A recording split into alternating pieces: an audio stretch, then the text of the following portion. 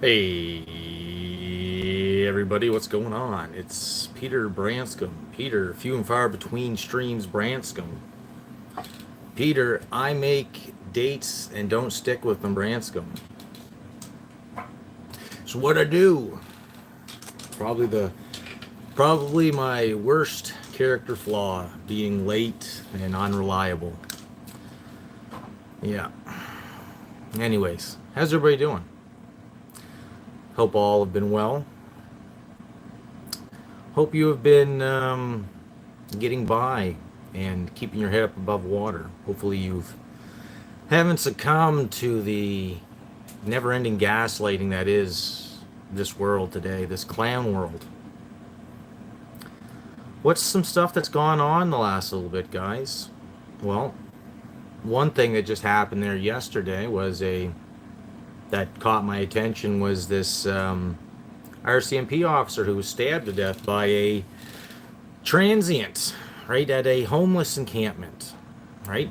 They went there with, I don't know, I suppose a social worker or something, and an RCMP escort, and no details given. There never is any details given. Just tragedy and horrific circumstances that we could have never predicted, right?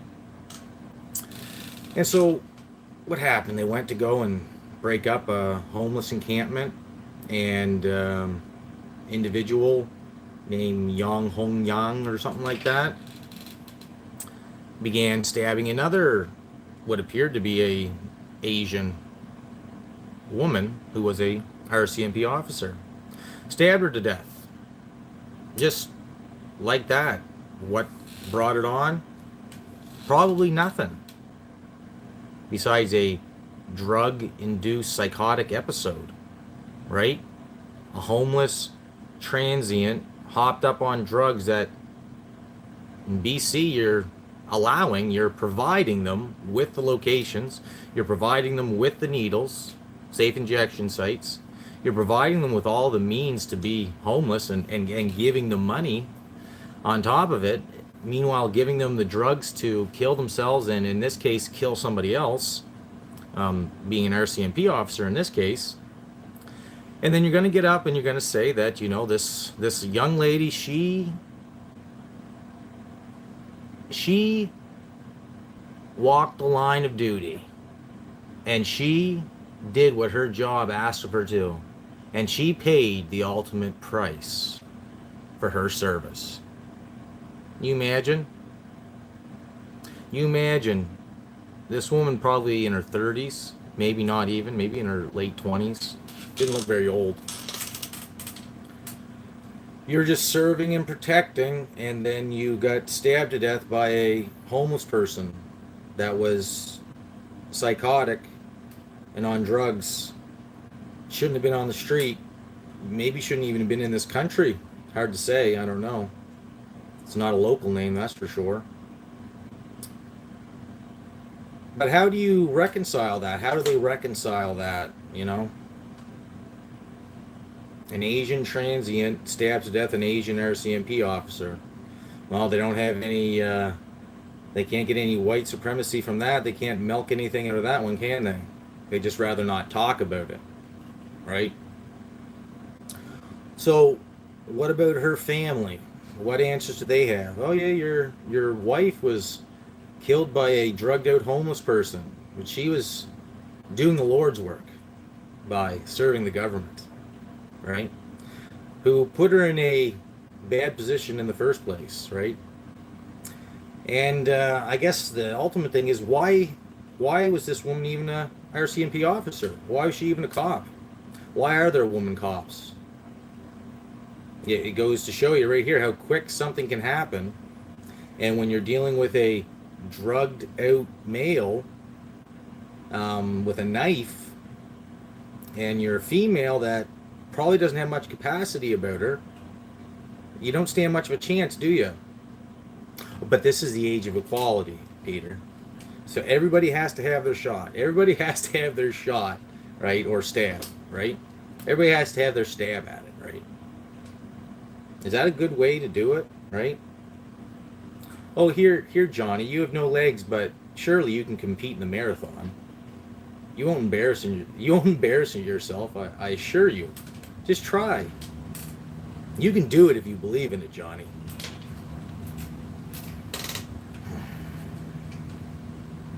What is the state of this country? You've got the Emergency Act trial thing, hearings going on, and they're all talking about how it was the worst day of their career, and just the circumstances were so frightening and terrifying, and they just had such a situation that they had to deal with in Ottawa. Bouncy castles, pancakes, hugs, and Canadian flags. That's terrorism, guys. That's terrorism. You got to be careful of that. We've got a liberal government in charge that's, heavily bulked up by their Green Party counterparts, and what are they called? What's the Communist Party? What's Jagmeet Singh? What's his party? I can't even think right now. They're so irrelevant. But they do what they do to help Justin and the Liberals continue to pass their legislation, to keep them in power. I mean, if you are the voter base of the Green Party or the NPC Party, I really can't think of their name right now. But if you were voters in those parties, you'd have to be like, why don't we just switch Liberal? What's the point of voting for the Green or the NPCs when they're just going to go along with the Liberals anyways? You're never going to get in power, if you just go along with, the other guys.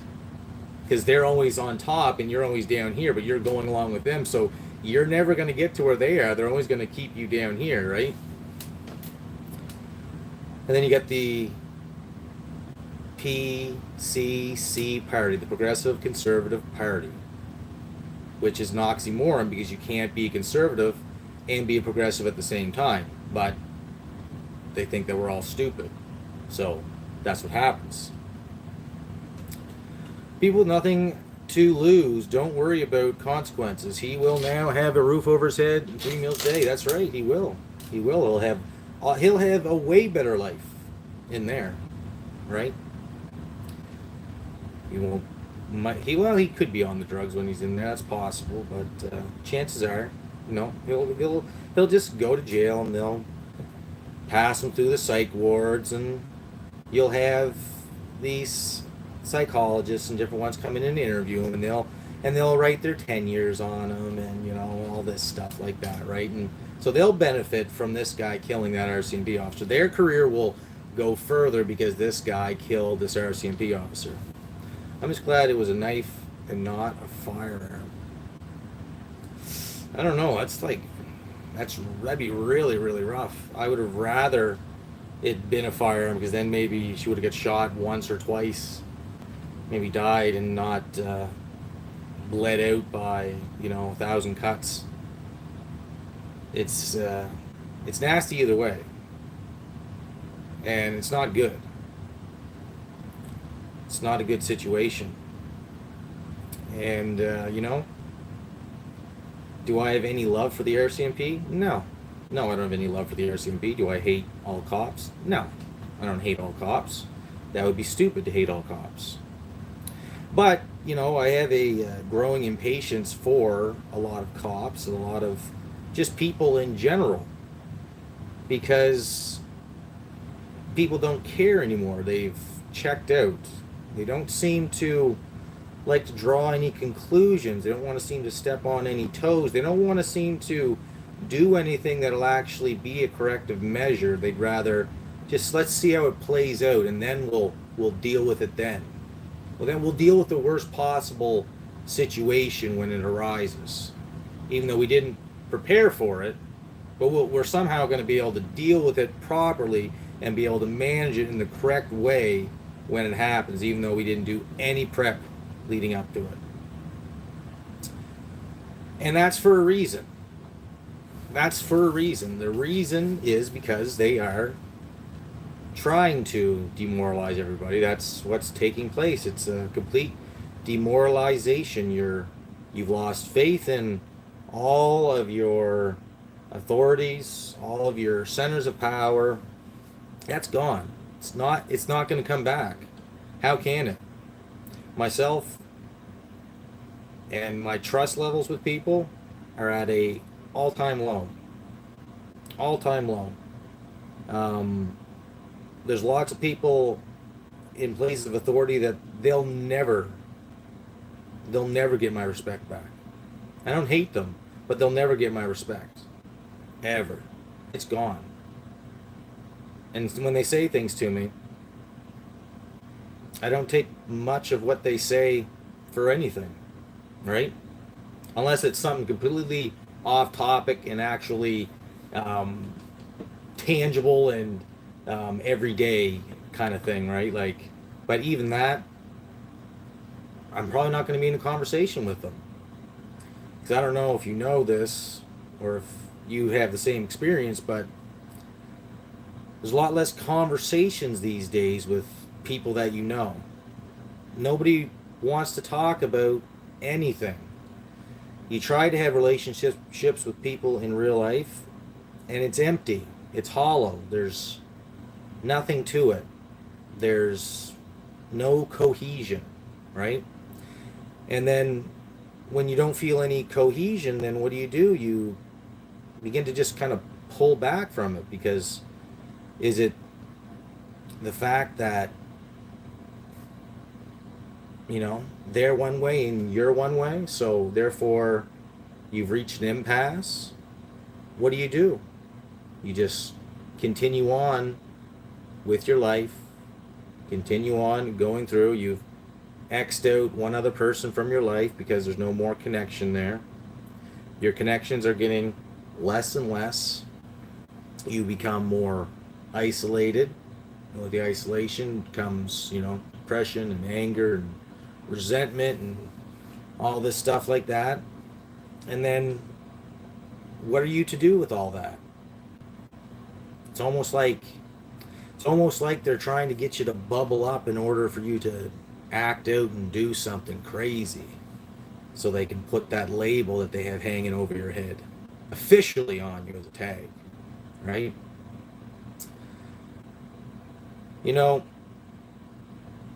It's been 2-3 years going through all this, and people are still saying, well, COVID really took a lot out of people, right? And whenever you hear a statement like that, you're thinking, what do they mean by that? What do you mean by COVID took a lot out of people? Like the actual COVID? What is the actual COVID? Is there a virus? Is it fake? Is it all fake? What narrative do you go along with? Right? Because there's so many different narratives that it gets to the point where you almost sever yourself from all narratives and you just say it's all fake, right? That there also creates a bit of a problem, because it's not all fake, because it all played out, right? It all played out. What exactly played out, we don't know, because they've mixed it up so much, they've muddied the waters so much that you can't pinpoint anything. And you can listen to somebody that talks about these things, and they'll be saying everything that, you probably agree with. But then, they'll jump on this was a China released bioweapon, right? And so then you got to get on the whole, war footing with China thing, right?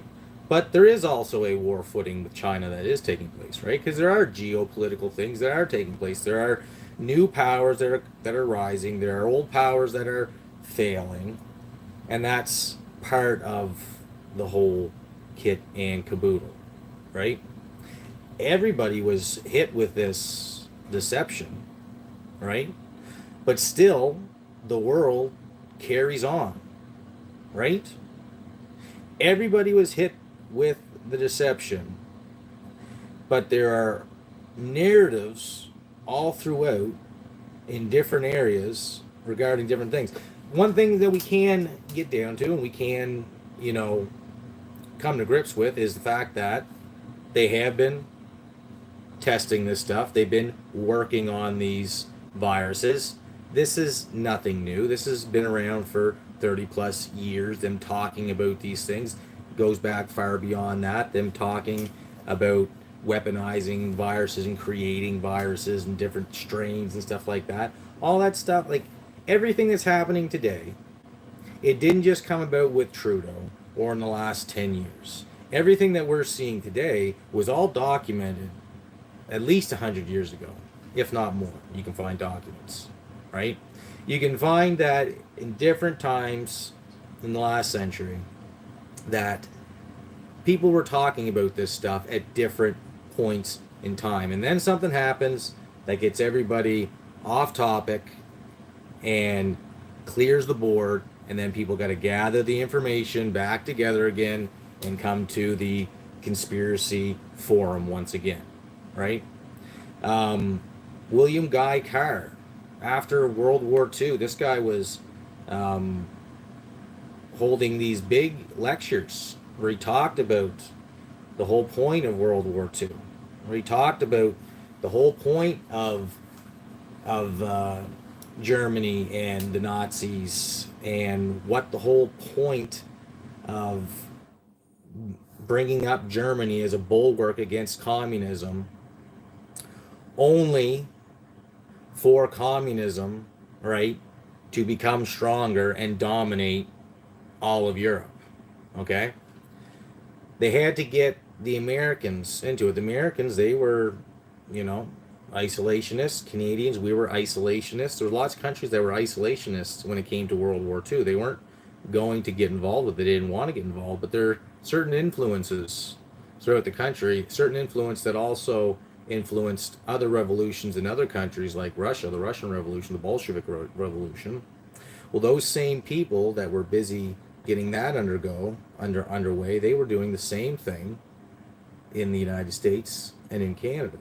Okay, but they were simping for another cause. Okay, they weren't simping for communism. They were simping for, we got to go and we got to take down Hitler. He's a threat. Germany is a threat to the world established order. Okay.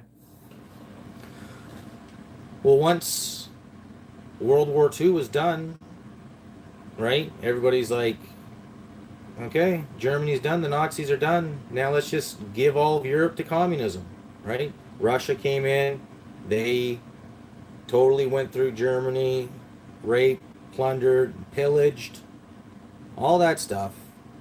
We gave Europe to communism. Communism enveloped over there for years, okay? Then it was on this side of the pond, it was, don't let any communists in. There's communists under the bench. There's communists everywhere, right? Look out for the Red Scare, right? And then that got made into a bit of a thing, like it became a joke. They called it, McCarthyism, right? Where everybody was a communist. There was a communist everywhere. And so they made that out to be so redundant that it allowed the communists to get a footing in this country, right? Because at that time, when they were adamant against any communism infiltration, as soon as that ended, the communists all came in, right? I mean, there's more communism now than ever, right? And what's the point of that? The point of that is that communism worldwide is to rub up against capitalism or Christianity or whatever, right? Western values. That's what communism's for. It was set up in order to rival that of the Western powers. Okay? Who brought communism to China? Well, they say that international Jewish bankers brought communism to China. But you know who else also helped bring communism to China? Secret societies, the triads, Chinese Freemasonry. The triads are one of China's oldest secret societies, and they were instrumental at overthrowing the emperors leading up to the Great Leap Forward. Okay? And it was always about they removed one dynasty because of corruption, and the next one come in, and now that they were going to plan to remove the next one for corruption, until finally it got to the Great Leap Forward, and then hey, no corruption now. We're all good. We're all good with this communism that's being set up. Secret societies are all over the world, and they take many names. And there's secret societies within secret societies. Okay? And the secret societies are like gangs.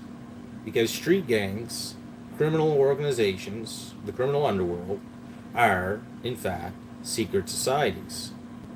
And if you look at gangs and their entrant rituals and their whole setup, their whole hierarchy, they're all set up just as a secret society. In order to get in, you have to do a ritual. Usually it's a blood ritual, right? But you have to perform rituals in order to get into the club, okay? And these street gangs, now, the street gangs weren't always just out robbing, raping, and pillaging, were they? No, the street gangs were laundering money, right? Bringing in illegal goods, prostitution, drugs, right? Everything that undermines civil society. But who allowed them to bring those in? Well, it couldn't be the government officials, right? Because, we live in a Christian nation, right? And none of them are involved with nefarious criminal organizations, right? None of them have any ties to any of the criminal underworld, right? Ever. Right? No. Criminal gangs operate on the same basis as secret societies and how government operates. Okay? People that are in government. They all operate under the same thing. They all have to take rituals, take oaths, do blood oaths, right? Do these different things in order to get into the club, right? And they all engage in criminal activity. I don't know if you've noticed this, but our governments don't engage in anything but criminal activity. The things that they do in the light are so that they can do what they do in the darkness. Okay? They have to do charities and things that seem good and seem positive and everything like that, so that they can also do that which is performed in the dark. It's like when they used to have, well, and there still would be, but there's churches in places, right? And the congregation would have no idea, but underneath that church, there's another temple, right? And the secret society meets there, and they perform rituals underneath the church. It's an as above, so below type scenario. Just like when Rome switched from worshiping Mithras to worshiping Jesus Christ, Hellfire Club, exactly, Vault Dweller. When they switched from Mithras to Jesus, the elite soldiers, captains, aristocrats, government officials, so on and so forth, they never stopped worshiping Mithras. In fact, they were still continuing to go underground and worship Mithras privately. Okay? See, they perform their rituals in the daytime to cast a spell, but then they do their dark rituals below the surface. It's been like that for time immemorial. Okay? So, one of these gangs I was going to look at, I'm not going to do that tonight right now. That was in that other stream that I was going to talk about the actual one of these gangs, and specifically the Wo Hop To. The Wo Hop To are Chinese Freemasons. Triads. You look it up and they'll say that there's no, even though it says Chinese Freemasonry, there's no actual link to actual Freemasonry. And it's like, okay, sure. They just happen to use the same thing. They just happen to be a secret society. They just happen to run rituals and do all the same thing behind the scenes, right? And what is it ultimately for? For money, power, and respect. That's what a gang does. What it does. That's what our leaders do. What they do: money, power, respect. And they don't care about earned respect. They care about taking respect, right? There's a fine line between respecting someone and fearing somebody, right? And that's what they rule by fear. Where's it going with that? No place really, other than the fact that secret societies and gangs are all the same, right? All the money from the illegal drug wars, okay? Miami, okay? The whole Miami beachfront, skyline, whatever, was built off of cocaine money. It was built off cocaine, all right? That was brought in from Colombia, right? Which the CIA allowed them to operate and sell the cocaine, right? And then once they, arrested a few of the fish and stuff like that, then they seized all the money, right?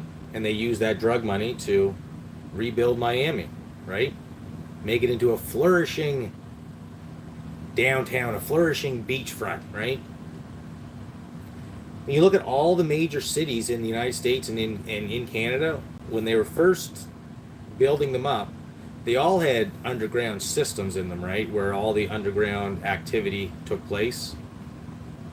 No joke. Go look at some place like Chicago, Las Vegas, right? Toronto, right? New York.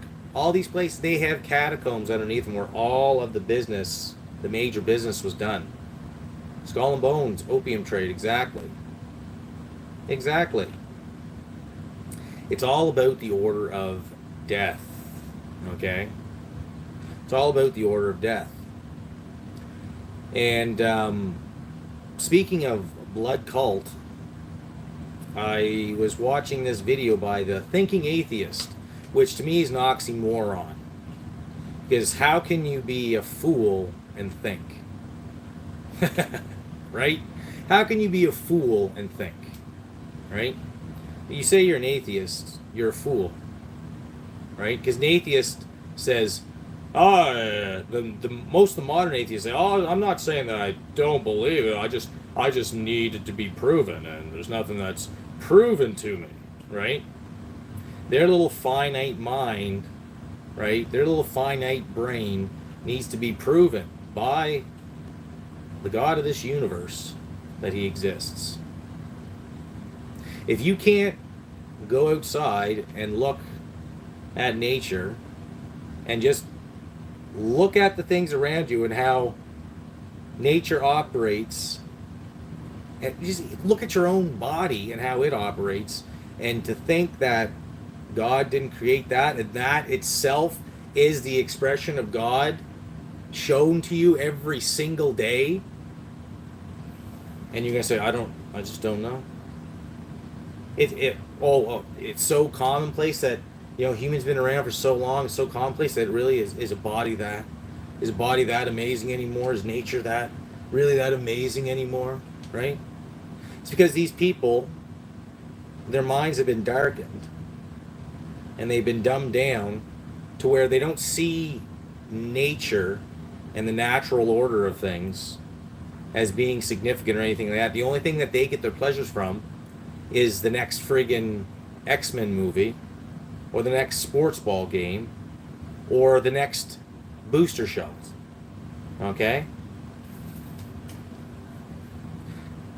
This video by the Thinking Atheist, this individual, Seth Andrews, okay?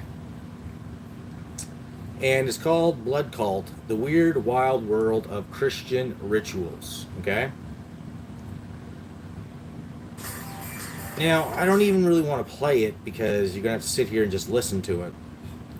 But let's just play the opening, okay? Let's just play the opening here. And I'm going to get into who this guy is, too. Okay, a bunch of losers in the crowd. I'm looking at the audience. I'm guessing only 35% of you are hungover. That's good. Strong, promising start. I was talking to the American Atheist organizers about doing a speech on Christianity, knowing that most of us know more about the religion, its history, its scriptures. We know more than many religions. Is this redundant? Am I going to waste your time? But we were talking about it, and I think today's presentation has a lot of utility because it's going to. Can anybody hear that? I hope how we view this quote-unquote religion of love. I was driving in my hometown. I live in Tulsa, Oklahoma, and I'm cruising down the street, and I happen to look out my driver's side window, and I see you can hear that, DeWalt? DeWalt? DeWalt. In the parking lot, there DeWalt. was a children's play. And there was a bunch of kids dressed up like this. This is a stock image. I'm not using children for my example, right? At the crucifixion, it's actually drawn out of the Latin. It means to suffer, to bear, to endure. And it's common. We see passion plays on stages and in sanctuaries pretty much all around the world. It's execution as entertainment. Execution as entertainment. It's execution as worship. Execution as sermon. Okay, so what this guy's doing is he's getting a bunch of pictures up there and showing them of people, churches doing reenactment of the cross, basically, Christ going to the cross. This guy from ACON, American Atheist Conference, a con, yeah, it is a con. Being atheist is a con. You're conning yourself. Okay? So, this guy, he's going to talk about different rituals in Christianity. He's going to paint it with a broad brush. Okay? And he's going to take mostly from modernity for his examples. Okay? And if you're looking at contemporary Christianity for your examples of why Christianity is crazy with crazy ideas and rituals, well then, yeah, you're going to find it in contemporary Christianity because it's so watered down and so fluffy, right? And because so many people have been told over the years that, hey, you shouldn't be a fundamentalist. Oh, best adult dating site, Sex Chat 69. Awesome. Good to have you here. Good to have you here. TechSpot, thank you. So they like to use these modern examples of a church doing something retarded, right? Or even whatever. From an outside person, you're going to think it's retarded, okay? But everybody else is allowed to do. You're allowed to, take a shit in a cat box. You're allowed to, cut your nose off and tattoo your eyeballs. That's cool. That's fine. You're just empowering yourself. You're allowed to call yourself whatever the hell you want, right? You're allowed to change your sex. You're allowed to, get pregnant as many times as you want, have as many abortions as you want. You're allowed to do all these crazy rituals, right? In secular world. But if it's a Christian that's doing it, well, let's all just point and wag our fingers at them, right? Even though, we don't understand what's taking place. Let's just make fun of them, okay? And some of them, they make it easy, right? But there's a reason for that. Evil men crept in unawares, okay? Remember that statement. Evil men crept in unawares. It's been happening for a long time, okay? Where people have been infiltrating into Christianity, bringing about false doctrines, leading people astray, turning people away from the faith, making the gospel null and void because of stupid rituals, stupid doctrines and dogmas. And I'm talking about biblical doctrine. I'm talking about man doctrine, things that get made up along the way from all these different sects and these different offshoots and whatnot. They make up their own thing because they want to kind of mold Christianity into their own thing. They're going to have a problem. They're going to have a problem when they meet God, okay? they're going to have a problem because they're taking part in these rituals, okay? But what he's talking about regular, everyday Christians that you're not celebrating it, but you are keeping in remembrance the death, burial, and resurrection of Jesus Christ. And he's going to tell you why that's so culty, right? And why all the rituals are so culty, right? And all these things I've heard time and time again, right? And the only thing it does, it doesn't make me question my faith at all, right? It more so makes me angry because you got a person like this that should know better, right? And they're intentionally up there deceiving. And I'll tell you why, okay? Let's just look up this Seth Andrews. Seth Andrews, American author. Really cool soy-looking individual. He's got the cool glasses.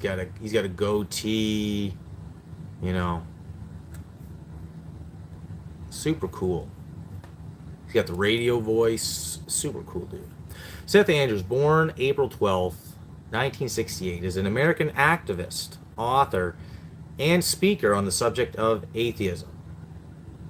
He is the creator and host of the Thinking Atheist online community podcast and YouTube channel, as well as the author of 4 self-published books. Prior to his atheist activism, he was a fundamentalist Christian and had a 10-year career as a Christian radio host. Christian radio host, eh? That's a fine line. That's a fine line. His early life, he was born in Tulsa, Oklahoma, in a Christian family with parents who studied theology, and he was baptized at the Eastwood Baptist Church. When his public school education conflicted with the religious teachings he had received at home, his parents transferred him to a small church-owned temple Christian school and later to the Eastwood Baptist School. As a student leader, he eagerly participated in school functions and religious activities, including weekly church services, the student council, and the local branch of Youth for Christ, for which he was a spokesperson. So it seems like he enjoyed his upbringing there, right? Looked like he enjoyed his upbringing. He went to public school, but the education conflicted with the religious teachings he would receive at home. So his parents transferred him. So his parents transferred him to a Christian school, but there it says that he participated in everything. So obviously, he kept going with it. Okay. Career as a radio host. Now, some of these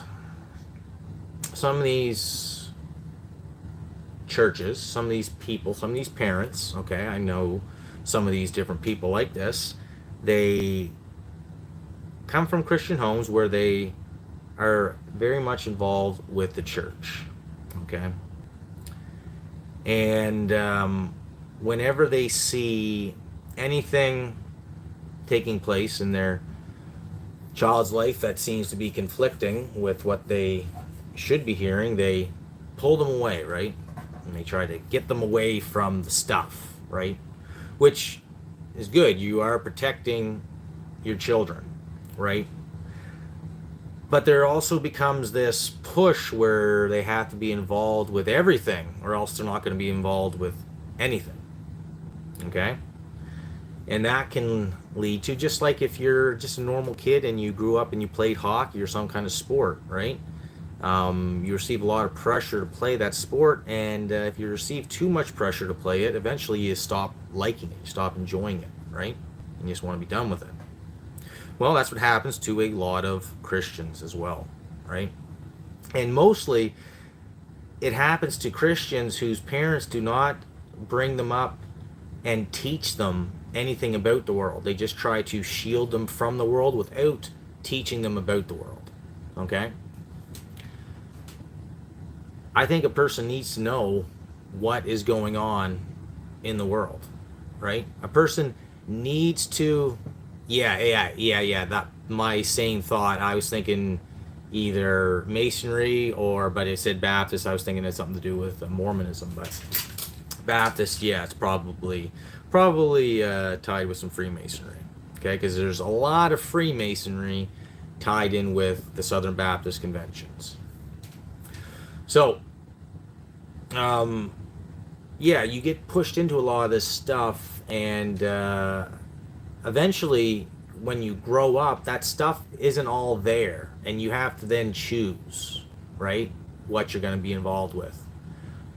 And a lot of these kids, by the time they get to young adulthood, they think, well, I put my time in with the church and all the activities, so now I just got to go and explore.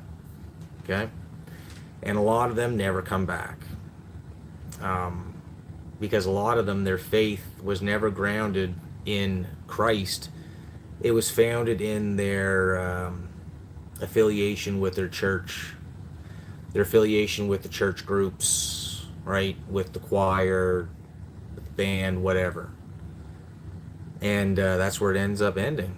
They don't have strong doctrine. They don't really have a knowledge about the Bible. They know the Christianese kind of language. They know the right things to say, but there's no depth to it, right? Just like a lot of things that you see today, there's no depth to it. Well, that began in the Christian church, right? Because say whatever you want, secular society is secular society, okay? The church, okay, even up till the 80s, 90s, there was like heavy, spiritual warfare stuff taking place, right? Where Christians and churches, they were coming out against rock music. They were coming out against rap. They were coming out against drinking. They were coming out against all the things that were being thrust upon young people like they should. Okay? But that became highly unpopular, right? And it just became you just don't want us to be able to do anything, right? And I thought like that too at one point in time. Right? You just wanted to be able to have that opportunity to go out and sin, right? So that's what I figured this Seth Andrew, was about. But, he didn't end it after graduating. No, he went on to become a Christian radio host. Okay? So let's continue here.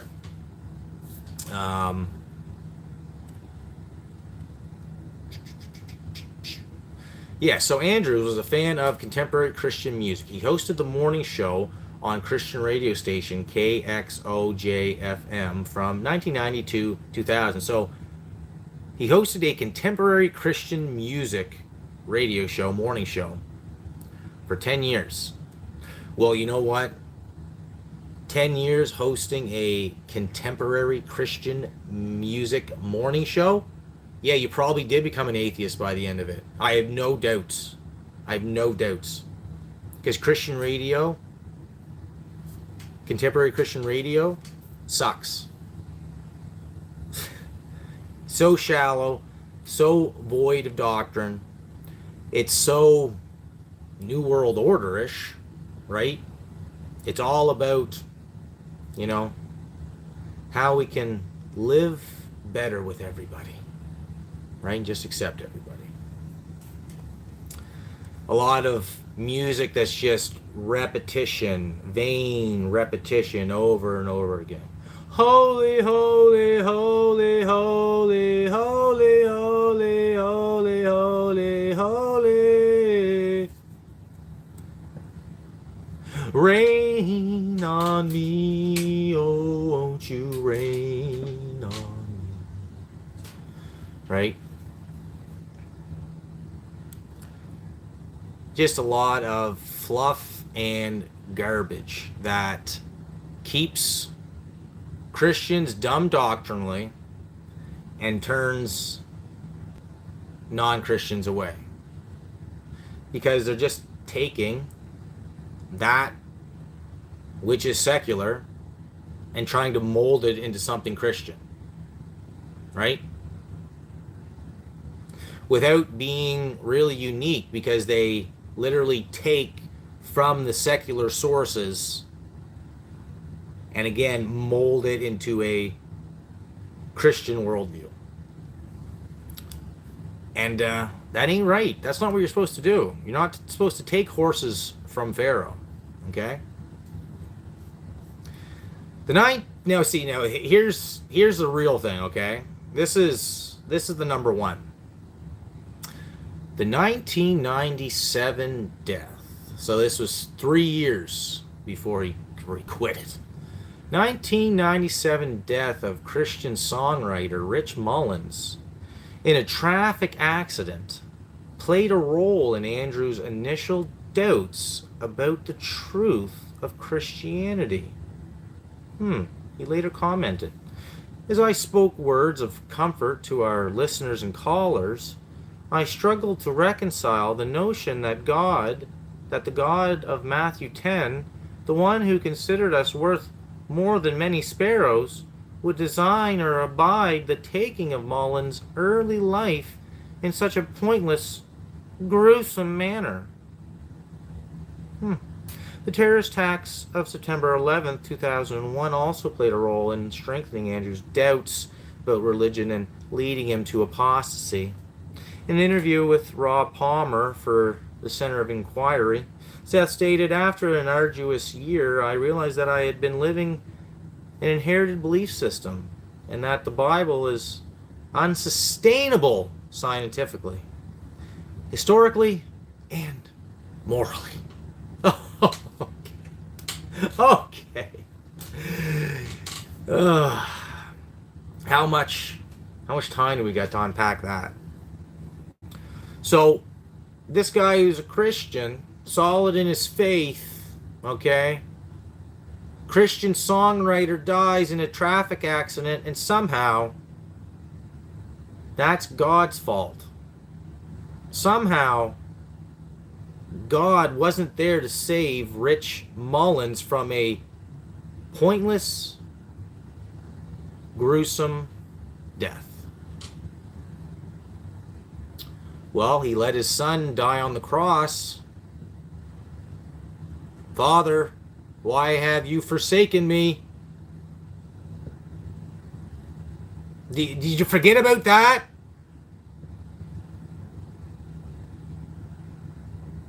He hung his son, who never sinned, on the cross.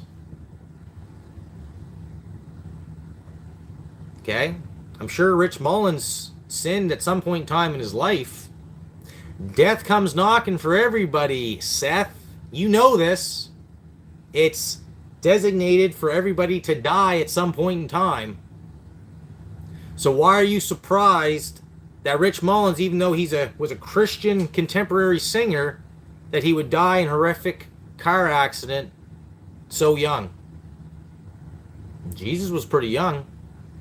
He died pretty horrific, pretty gruesomely, pretty pointlessly, you could say, in one sense, because he did nothing wrong, right?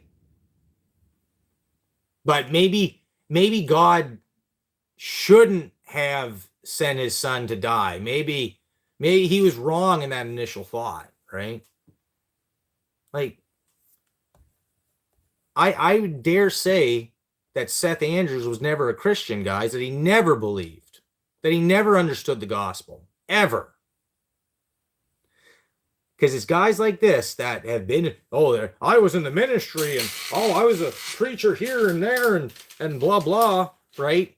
And then I saw the light, and I came out of the cult, right? But then you look at his bio, and you say, you were never one to begin with. He might have actually been in a religious cult, though. That's possible. September 11th. Now, yeah, I could see a point here, because what did they do? Osama bin Laden, automatically. George Bush said, they want to kill us because they hate us. They hate us because they ain't us, right? America, the great Satan. They hate our Christian Western values, right? We got to go over there and kick their ass, right?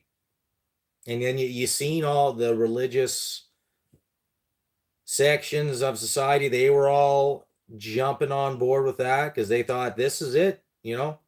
God, people were going back to church after the towers came down, right? Everybody was restoring their faith, and in that vacuum where people were searching, okay, the government's like, this is a really good opportunity to go and invade every country, Middle East, and overthrow them, right? But I'm kind of saying that a little wrong there because they had it planned out the entire time, and it wasn't just our government, was it? There were some dancers that were involved with it, right? So I can see this guy's, I could see him looking at 9/11 and the outcome of that and causing to question, right, his religious affiliation. I just seen someone in the chat there, Mark of Melbourne 2. Did I see you? Yo, what up, Mark? Good to see you, buddy. Good to see you, old friend. Hope you're doing well down under. How's things down that way? Hope all is well, my brother. So this guy, he began to apostatize because of these things that were taking place. Okay? But again, how is one man's death going to cause you to shake your faith in God, right? How is it when a bunch of people lie and deceive, create a false narrative, destroy 3 large buildings with 2 planes and explosives and whatever else, right? Rile everybody up to get them ready to go over and bomb the snot out of Iraq and Afghanistan and Libya and all those countries, right? Eventually. When that happens, yeah, you could question it, right? But that's people that are using your convictions against you to serve their purpose, right? And they'll use whoever they need to use. If they need to use Christians, they're going to use Christians. Who is the majority of people in the United States? Well, Christians. So how are you going to write that narrative? Well, the fundamentalist Islamicist that hates Christianity and wants to push the Jews into the Dead Sea. Well, they want to destroy America. They want to destroy Christianity and make the whole world Muslim, right? That's a pretty good way to fire people up.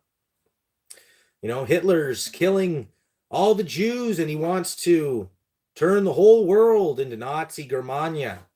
Well, that's then you're starting to get people on board, right? Whenever they need to make a boogeyman, they just create it with having the populace in mind so that the bulk of the populace rallies behind the cause against the boogeyman. Problem, reaction, solution, right? And then we just keep on going further down the line. Now I'm getting off topic. I'm talking about 9/11 here.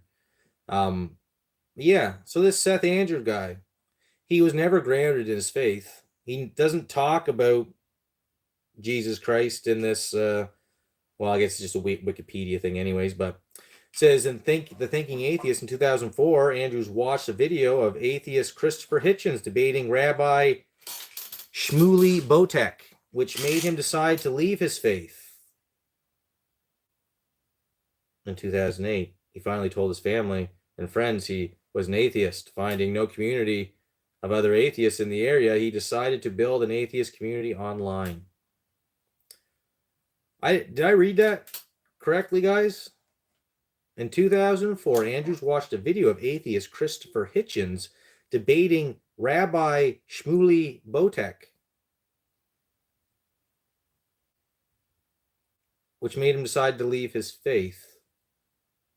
What does Rabbi Shmuley Botek have to do with Christianity?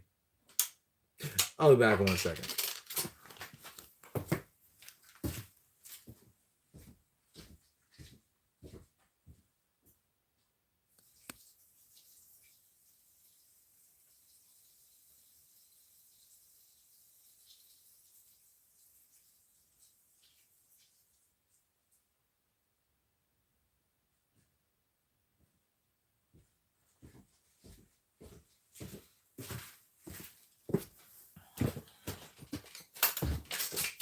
What does that have to do with Christianity? I'd like to know. Shmuley Botek. Now, that name sounds familiar. Oh, yes, this guy. Oh, what's this? No, thanks. I'm not donating to Wikipedia. Shmuley Botek. Now, some of you might have heard of this guy before. Born November 19th, 1966, is an American Orthodox Jewish rabbi. So, wait a second. So when they said they were at Temple Baptist, was that really Jewish Baptists? Judaizing Baptists? Temple, right? Because Jews say they're going to temple, right? Author and TV host, Botek is the author of 31 books, including the bestseller Kosher Sex, a recipe for passion and intimacy, and Kosher Jesus. For two seasons, he hosted the primetime television series Shalom in the Home, which was one of the TLC's highest rated shows. His outspokenness has earned him praise and criticism. The Washington Post referred to him as the most famous rabbi in America. Newsweek named him one of the 10 most influential rabbis in the United States. And the Jerusalem Post named him one of the 50 most influential Jews in the world. Go figure. Go figure that they would be high on their own, eh? He was born in Los Angeles, grew up in Miami, Florida, raised in a modern Orthodox Jewish home. He was the youngest of 5. Father was Yoav, without the E, and he had been born the second child in a family of 13 in Iran in 1937. He grew up a Jewish boy fighting local Muslim anti-Semites. He later lived in Israel. How come it's always they always battle Muslim anti-Semites? What about Muslims battling anti-Mohammedites? Right? I don't understand that. Right? It's always this victimhood, right? Where they're always the victim. They're always the victim. But I will probably have to say that it probably could be the case in this situation that he was having to actually fight with these Muslims, but at the same time, we have nothing to go on here, just other than them saying anti-Semitic Muslims, right? So he later lived in Israel before coming to the United States. Oh, he's dual citizen. That's good. So he was born in Iran, went to Israel, then came to the States. He's like triple entendre there. He attended Chabad camp and fell in love with Judaism.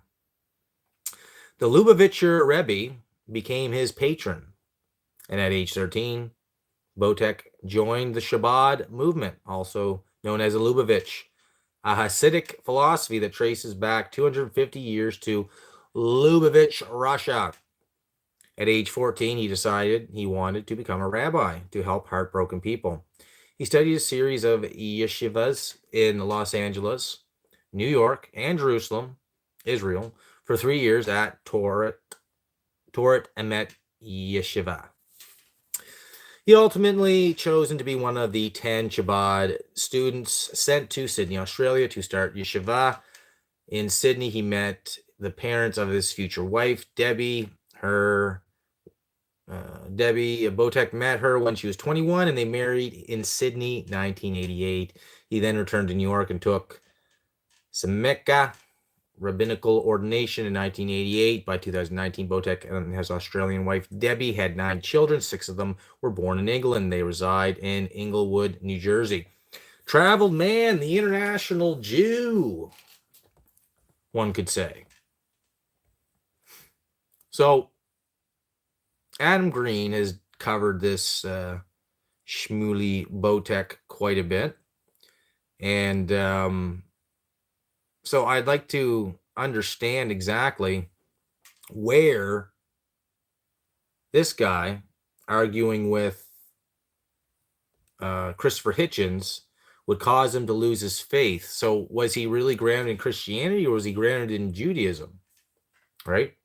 I would dare say that, being from the church that he was at, they were probably heavily steeped in Zionistic teachings. Okay.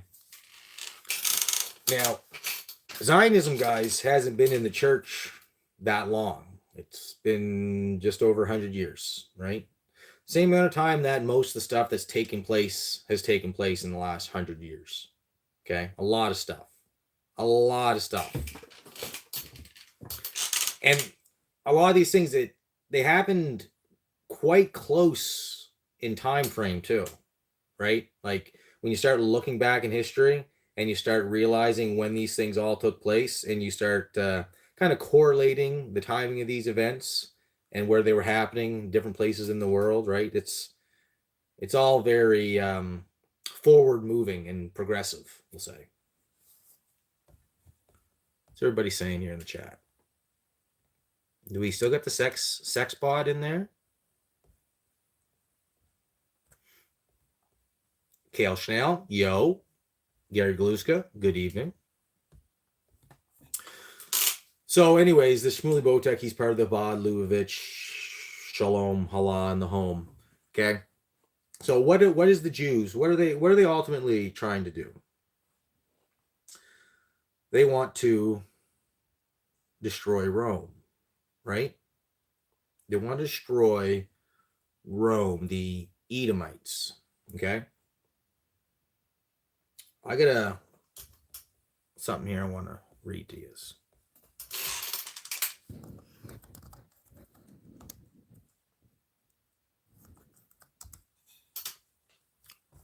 See if I can find it. Just give me a second.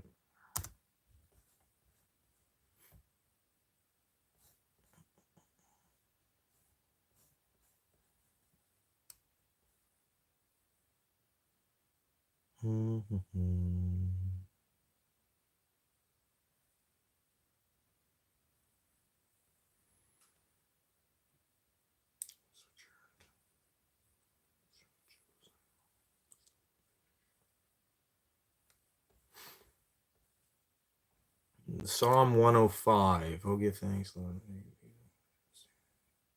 No, that's not what I want. Let's see here. I know. Dash your little ones upon a stone. KG. Okay. There we go. Psalm 137. Okay, listen to this. I'm going to break something down for you.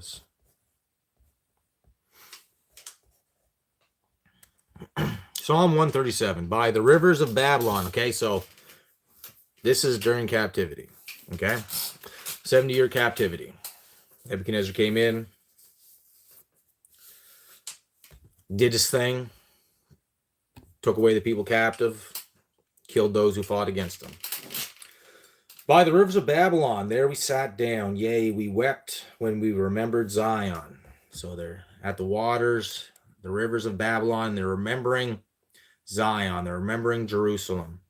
We hanged our harps upon the willows in the midst thereof.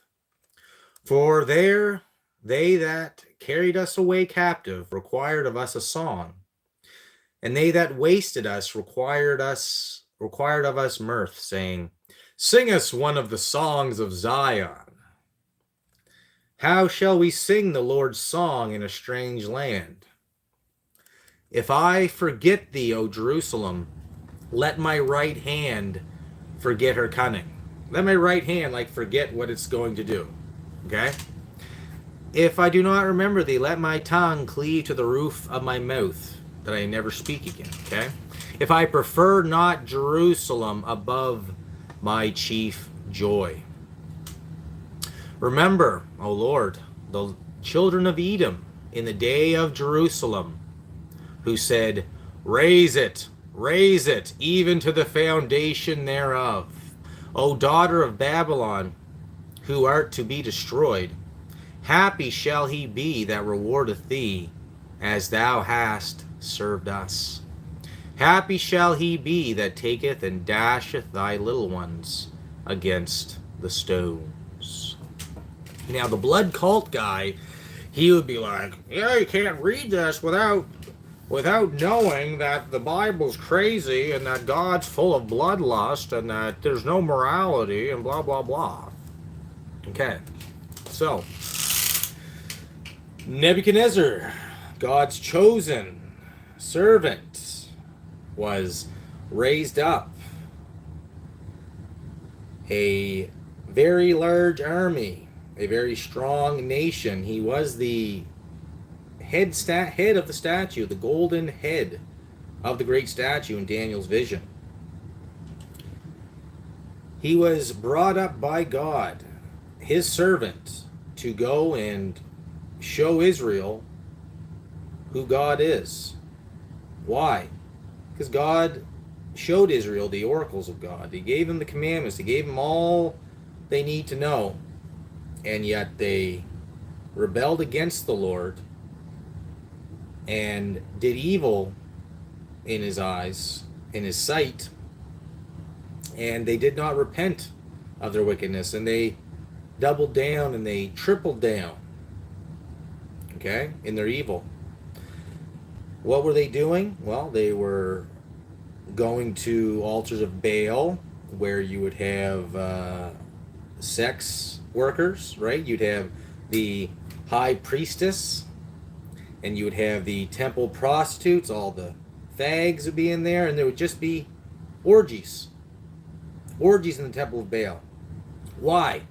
Because all ancient religions, pagan religions of this world are all based on the regenerative, can't say it, regenerative principle, okay? Male and female coming together and meeting, okay? Sounds like what God had planned, right? But instead of worshiping the God of heaven, they worship the phallus, and they worship the vagina. And by the worship of the phallus and the vagina, they bring forth a child, and then they sacrifice that child to some wooden statue, some brazen altar. Okay? So there's sex magic going on of all kinds. The passing of children through the fire of Moloch, child sacrifice. They're worshiping any god that they can make out of wood and stone and setting them up in the groves, setting them up in the high places. What's a high place? High place is where they perform high rituals, high magic, right? They do them on the highest points. That's why when you go to some places, you'll see a cathedral,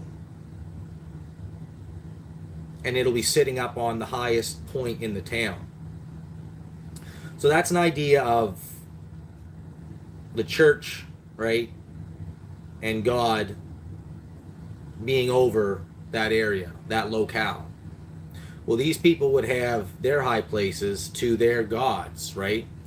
So they'd be lifting those gods up above all other gods, okay? So you had rituals performed, you had sex magic taking place, all forms of sexual degeneracy, child sacrifice, and then you had all the stuff that goes along with that because you got the degradation of society.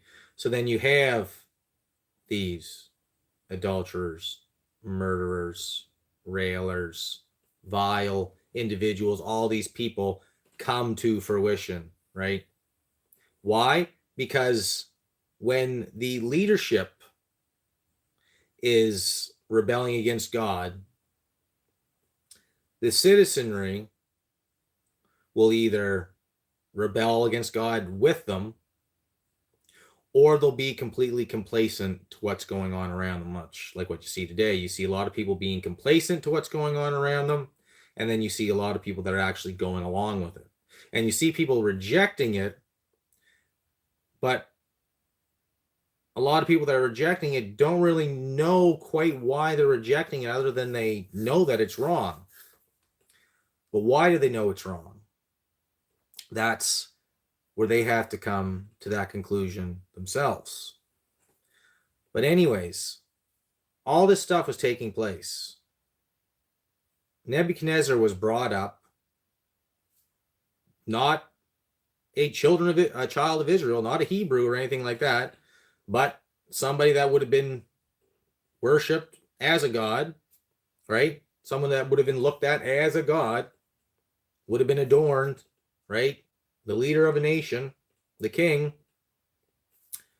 And he was called God's servant because, Israel, you rebelled against me. So I'm going to bring in somebody that's going to destroy you in order so that you understand that I am in control. Because I'm going to have them come in and destroy your things, take your stuff, carry you off into captivity, but for your disobedience. But one day I will bring you back into the land, as I promised. So this is what's going to happen. Here's how you gotta go about to survive this cataclysm, so you can get back to Zion. Okay, so he gave them the blueprint. It's just like what's going on today. Okay, we see God's judgment coming upon our nations by delivering our nations up to evil and corrupt leaders, right? And there's a good chance that they're going to either continue on, although I don't think that they can, until God brings in another force greater than they to overthrow them, okay? In which case, probably is going to be the United Nations World Economic Forum, when they default all the countries and all of their loans and everything like that, when there's a complete collapse. Probably a good possibility there, right? So there's another system that's going to come in, right? And God says that when that system comes in, that you better be watchful of that system, because it's going to really bring in some circumstances that are going to make you have to really make some important decisions, like whether or not you're going to take the mark of the beast or not, right? Whether or not you're going to take the mark on your right hand or your forehead. But we're not there yet. Right now, we're dealing with the collapse, okay? Our nation is collapsing because we not only rebelled against God, but we're in open rebellion against God, okay?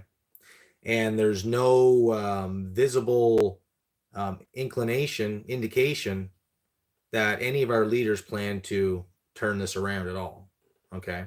Nobody is willing to. Everybody that's in power seemingly are just strengthening the hands of the evildoer.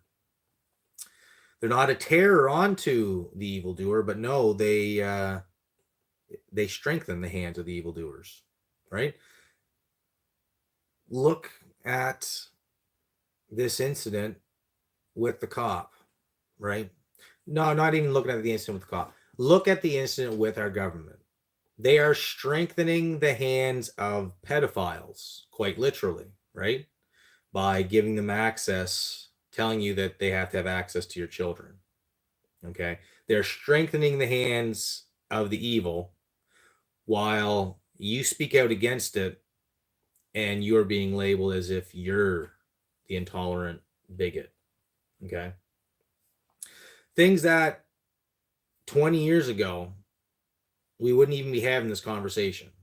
Okay? We moved so far down the line, moved the goalpost so far that we're at this point in time that to even make sense of this, right, we're playing a losing game. There's nothing to rationalize here. These are evil and corrupt people completely with no sign of redemption in their future because they can't stop tripping over themselves long enough to do the right thing. It seems to be out of their purview to be able to do the right thing. So Nebuchadnezzar, he was God's servant, sent in to show Israel that their rebellion would cause them to lose, what did it say? Their chief joy, Jerusalem. Their chief joy was Jerusalem, and now they don't have it because they squandered it. Okay? Now, the next part of this, the main part of this, remember, O Lord, the children of Edom in the day of Jerusalem who said, raise it, even to the foundation thereof. The Edomites, the children of Esau, right? The descendants of Esau. When Nebuchadnezzar was attacking Jerusalem, when he was rounding up those that were trying to escape and whatnot and flee and everything like that, the Edomites, well, they were cheering on the Babylonians to destroy Jerusalem. And not only were they cheering them on to raise it to the ground, but they were also cutting off those who were trying to escape and delivering them into the hands of Nebuchadnezzar. Okay? So when God says, Jacob I loved and Esau I hated, right? That's what he's referring to. Not talking about literal Esau. Esau himself, when seeing Jacob across the water and seeing all the children that were with him, Esau was in pursuit, wanting to go and kill Jacob, but when he seen his family with him and all the children with him, he was moved, and the two came together and met like brothers. So the two sticks became one in that case. Okay? But in this case, the children of Esau, the Edomites, they would be at war with Israel throughout their days leading up to this. They would have different times where they were kind of in a little bit of a league, but there would always be kind of things kind of going on behind the scenes. The Edomites never really, they were always kind of plotting against Jerusalem. They're always plotting against Israel. They lost out the inheritance, okay? Esau lost his inheritance. God gave him an inheritance, but you have to think that over years, Esau probably didn't say anything about it, but when Esau was long gone, is it possible that the children of Edom began to talk about the history and what happened and how that maybe they should have been the ones who had access to Zion instead of Israel, instead of Jacob and his children? Is it possible that they grew some resentment? Is it possible that Edom was just like, Antifa, Black Lives Matter at that point in time? Well, they were just hoping that their brethren would fall by the sword, right? If you find yourself siding with Babylon, well, you might be an Edomite. Yeah, exactly. Now, To further that, Shabugala, good to see you, Shabugala. To further that, okay, so Edom was not helping her brother Israel, okay, because they're family. They were not helping. They were capturing, okay, they were handing over, okay, they were cheering the destruction. But now listen to this next thing. O daughter of Babylon, who art to be destroyed, happy shall he be that rewardeth thee as thou hast served us. So now he's gone to Babylon. O daughter of Babylon, who art to be destroyed. Because he said, God said, I'm going to bring Babylon in. They're going to remove you. And then I will remove them. Okay? Why? Because God knew that Babylon was a wicked, evil nation as well, right? But all things are to God's glory. Okay? So if he has to use a secular government to glorify himself, he will. If he uses the apple of his eye to glorify himself, then he will. Well, that's his decision because he's God, right? Oh, yeah. Well, that's convenient. Well, yeah, it kind of is convenient, right? It kind of is convenient for God to say that. Yeah, it kind of is. Deal with it, right? Deal with it.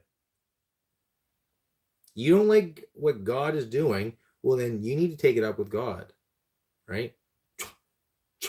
How do I do that? You can talk, can't you? You can pray, can't you? You can read, can't you? You know? But most of these people that are atheists and whatnot, they don't actually read, right? This guy on the blood cult thing, he just said a bunch of kind of quips and whips, and he used kind of things that are like in your face and on its face ridiculous, right? And the way he describes them sound ridiculous, right? And then everybody in the audience that also wants to not believe also, but they don't have any idea, but they just sit there and listen to him. They're right? Whatever he says, as long as they're making fun of God and Christianity, then they're so hilarious. They're so cool, right? And there's a bunch of friggin' nerds and fags. But back to my point here. So God said that he was going to destroy Babylon. After he used them, he's going to destroy them as well. And again, now Babylon, if they wanted to repent and turn towards God, then they could have kept on going. But they weren't going to, right? Because Daniel's dream, or Nebuchadnezzar's dream that was told to him by Daniel, okay? Daniel never saw the dream, okay? Nebuchadnezzar, who just told them, you guys have to tell me what my dream meant, right? And they're like, well, tell us the dream. All the soothsayers are like, well, can you tell us the dream, Nebuchadnezzar? And he's like, no. Why did I hire you if you can't tell me what my dream was? Well, surely you could give some details, right? He's like, if you don't tell me what my dream was about by tomorrow, you're all dead, right? All the wise men of Babylon are dead, right? So all the wise men of Babylon were just a bunch of grifters, okay? Using pseudoscience and occult practices in order to maintain power and authority, right? And relevance with the king. And here's Daniel, a slave, a captive, and he's going to come in and honestly tell Nebuchadnezzar exactly what he's seen. And Nebuchadnezzar was the head of gold. You got the Persians and the Medes. They were the shoulders and the chest, right? of silver. And then you had the Greeks, who was the bronze belly. And then you got the iron legs of Rome. So God had in mind the history of the world when he gave Daniel the vision. Told us what empires would come and when they would fall. And the last empire still hasn't fallen. And if you notice, that's what the Jews seemingly say they want to bring down. What do they say? They want to bring down Edom. They want to bring down Rome. Okay? Well, again, we've talked about this before. America, Western civilization, is just a carryover of Rome. Okay? And what was the carryover of Rome originally? Well, the Roman Catholic Church. Okay? And then that got carried over to what? The Church of England, right? And then Protestantism, right? That came over. And then over with that, Catholic Church eventually came over, and all the other sects eventually came over. All the secret societies came over, right? And they were still running on that same Roman operating system. Okay? But they went about with a face of Christianity. Okay? They called it Christianity.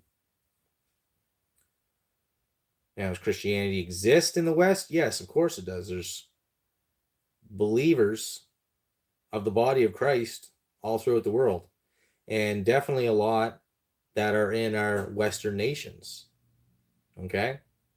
But they used our convictions and our beliefs and used them for their laws of progression to progress the world empires to where they are today and to where they're going. Babylon is going to be thrown down one day. In an hour, it's going to be thrown down. And nothing more will be heard at all in thee. We are called to come out of Babylon and not be a partaker in her plagues, because Babylon is set for destruction, and they're going to bring her down. What does it say? The great whore that rides the beast with the 7 heads, right? Well, that whore, eventually, the kings of the earth burn her with fire. They hate the whore. And they bring her off the beast. They throw her off the beast, and they reveal her nakedness, and they burn her with fire. And then the beast is set free, and he goes into perdition. Okay? So, if we are Edom, okay, and people that say they are Jews, but maybe are not, are calling us Edom, okay, we are at this point in time where they're saying anti-Semitism is an all-time high, or you could say that people are kind of getting wise to what's going on.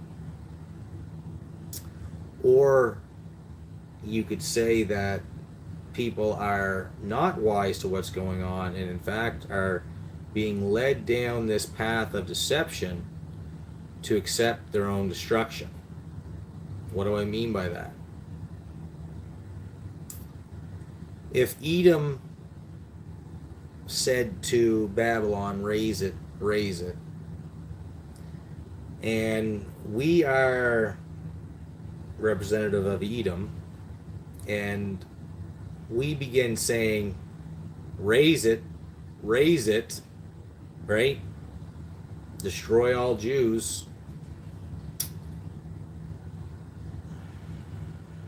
Do you think that we might be bringing on a little bit of a curse upon our nation as well? There's a lot of moving parts that are taking place here, right? And the whole point of what the devil is doing is to manipulate you into cursing God and then dying, right?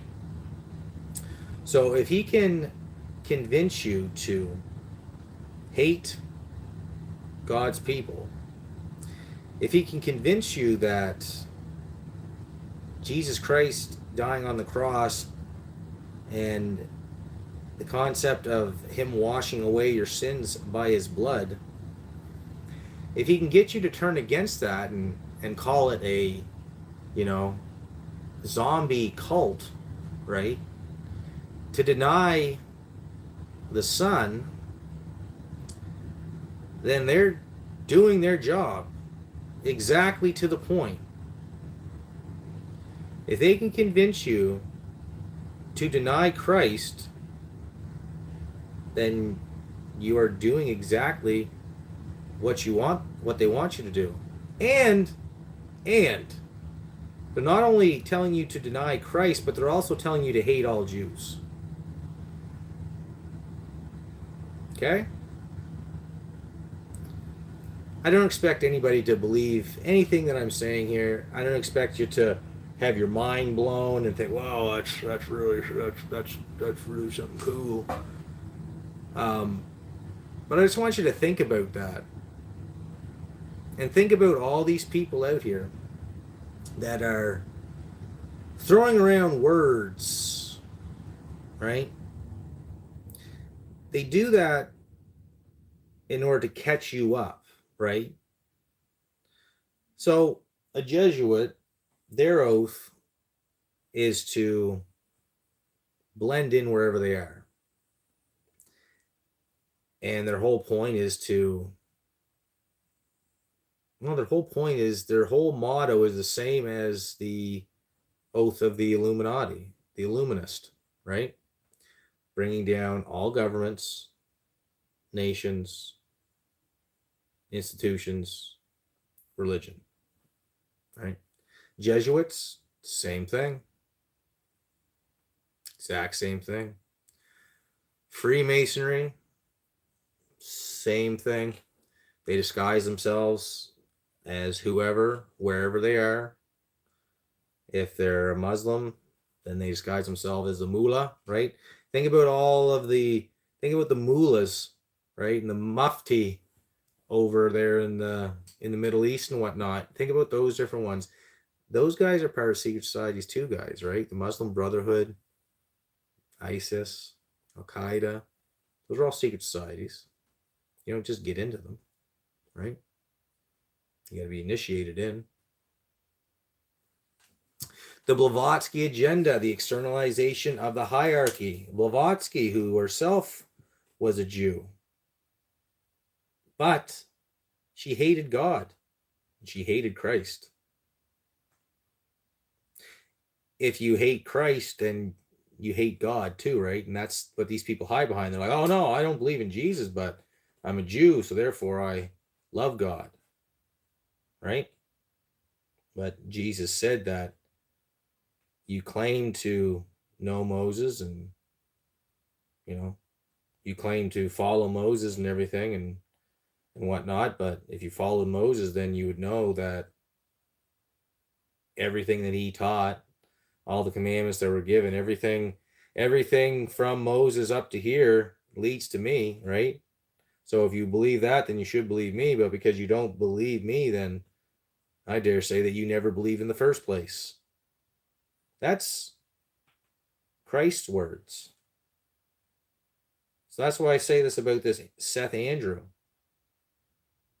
Right? You had been in it your whole life, and then all of a sudden, when you're 30-something years old, you decide that, no, I don't believe in God at all. Well, I dare say you never had any faith to begin with.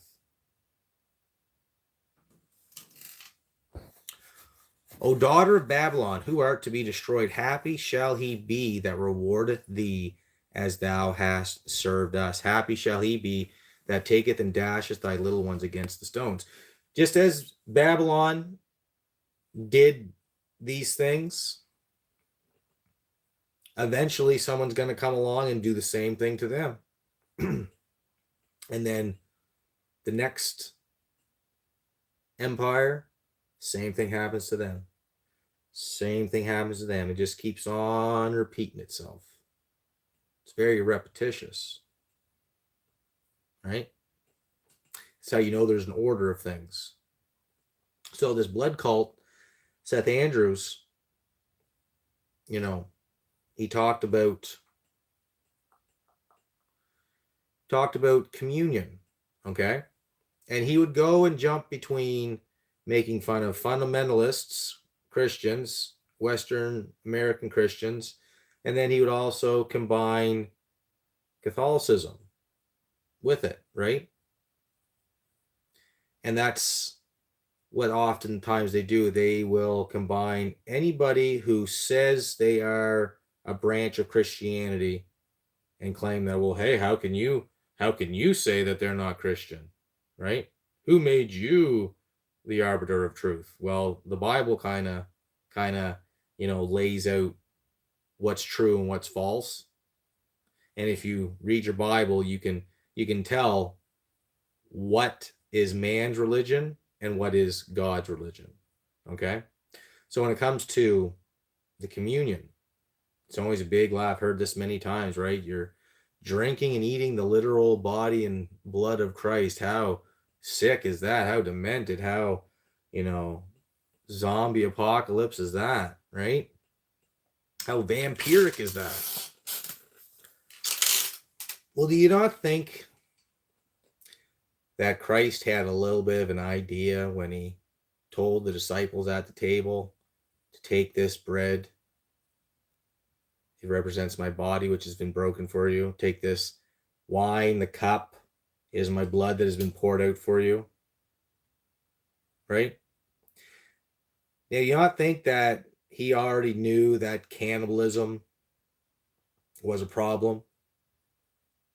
Right? You have to assume that he didn't have any idea what he was talking about, and there was nothing behind any of this, right? My body and my blood.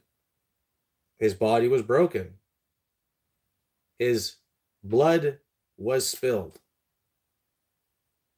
Okay? So we weren't there to see it. The body, the bread, and the wine or the juice, it's a representation. Not of us literally thinking that I'm eating him or drinking him. But when you go to the communion table, what's said before communion? If you have, excess sins in your life right now, if you are finding yourself in sin, then let the cup pass before you.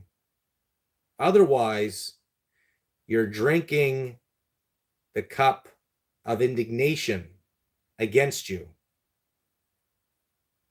Okay? So the whole concept is that, no, we're not eating and drinking blood and flesh.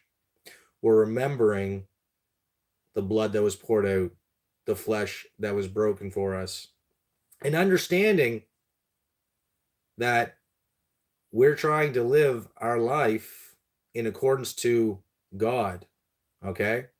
And that if you are taking part in that communion, trusting in that body and that blood, that you're not going to be found in open sin. You're not going to be living a rebellious, sinful life. Because if you are, and you are taking the gesture, then you are going to be found guilty of all of those things, right? You are making a mockery of what Christ did for you on the cross. Christ died for the sins of all mankind. So that if you understand that you're a sinner and know that you need to be cleansed of your sins, that it's not that big of a deal to do communion. Well, actually, no, it is a big deal because you have to do it with a lot of respect, right? You have to have respect for the cup and for the bread. It's not transubstantiation. It's just remembering. Drink this, eat this in remembrance of my body and my blood. Okay? Do you get that? Nobody is thinking that they're drinking and eating Jesus. But there is a religion that does teach that. And the problem is that these people link in some practices with everybody, right? There are lots of Catholics out there that are good people, godly people, okay? They believe in Christ, but they're in a religion that is very much anti-Christ by its very nature. Because the church was not set up as a Holy Roman Catholic Church. The church was set up by people that were fleeing another religion, okay? And it stayed underground because literally they were being hunted, murdered, fed to the lions, having the property confiscated, all sorts of terrible things. And then for all of a sudden, the whole country to change over to a state religion of Christianity, you've got to question that. That is the powers that be using a vehicle that they know is going to take them places. Because Christianity was growing, they could only kill so many Christians, right? Because they were killing them, and there was more and more coming to the faith. Now, how is that possible? You would think that if people are being killed, you would have less people signing up. But that wasn't the case. And throughout all of history, that's always the dilemma that people have with Christianity. Right? See, what they do in Islam when they do jihad, right? Well, they'll blow themselves up and whoever else. Jesus never killed anybody else. He allowed himself to be killed, right?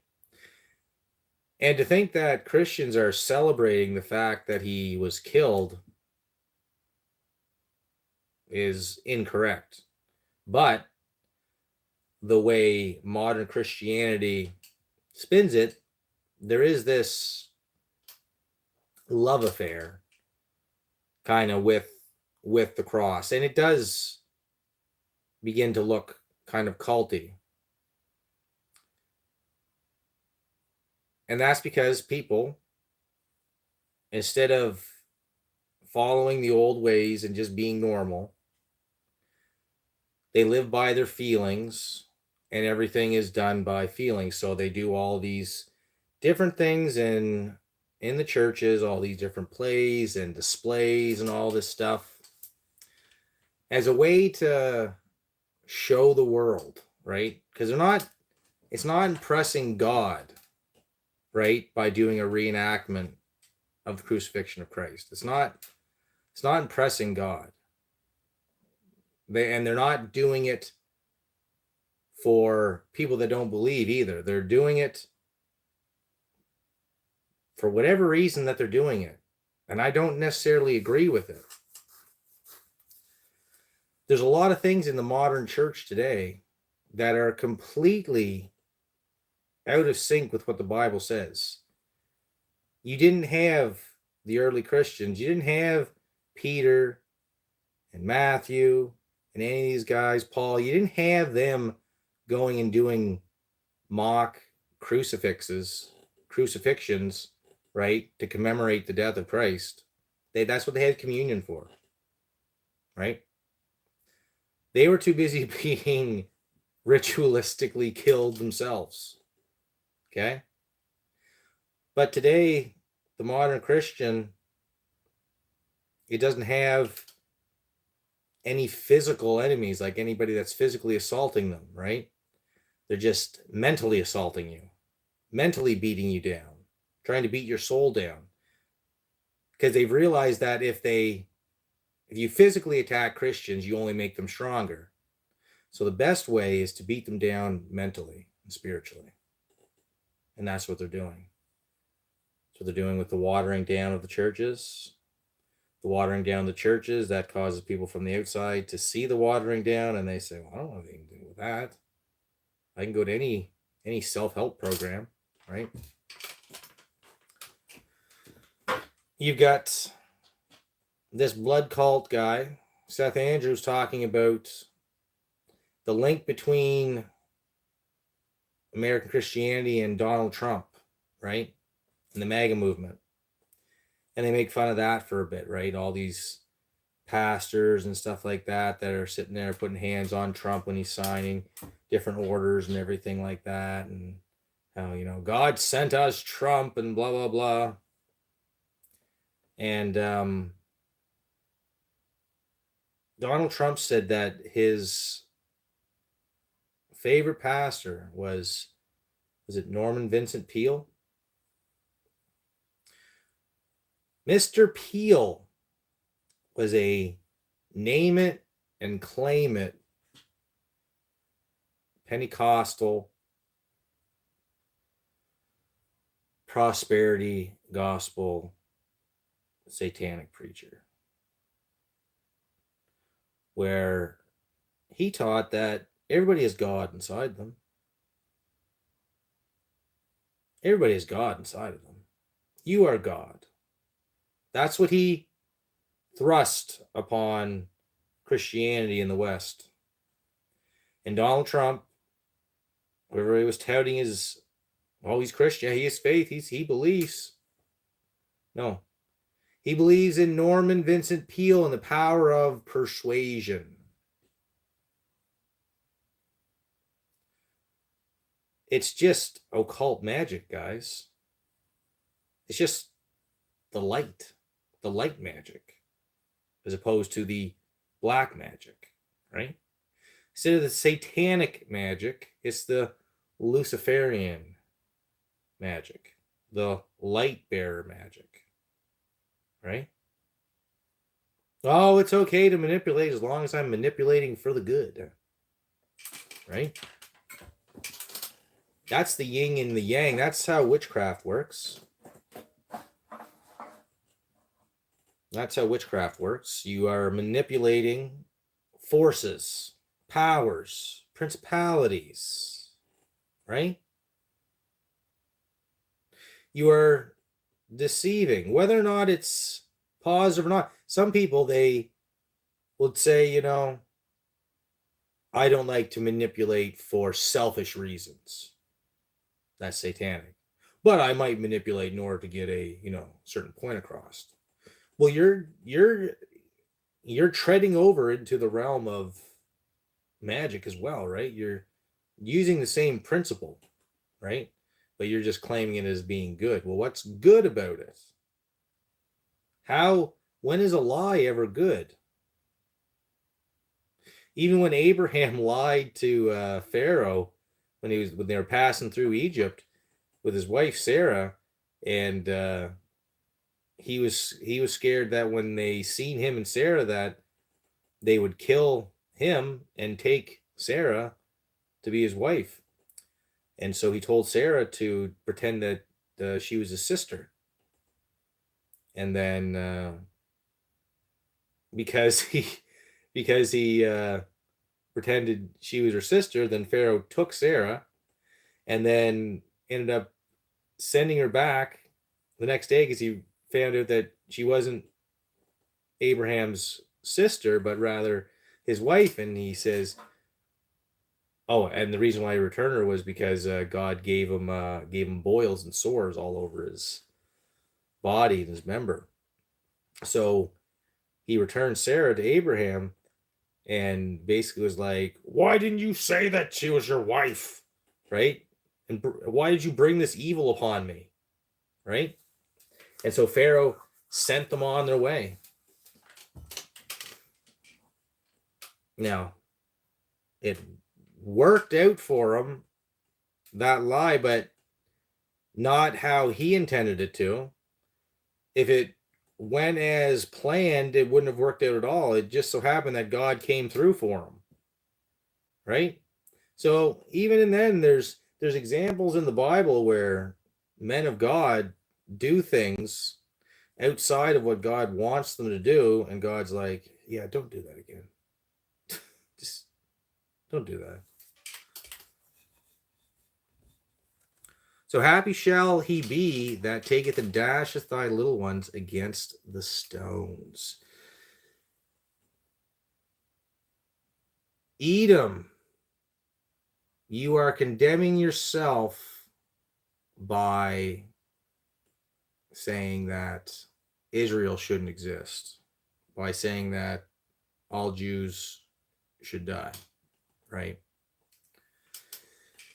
You are taking those Jews who say they're Jews and are not, but are the synagogue of Satan, and you're taking them for their word.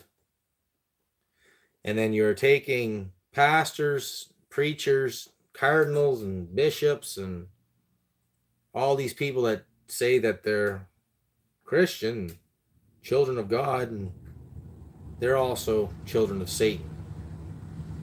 And I'm talking about the leadership in most of these places. You know, just like the leadership in religious institutions is corrupt, just like our secular government institutions, right?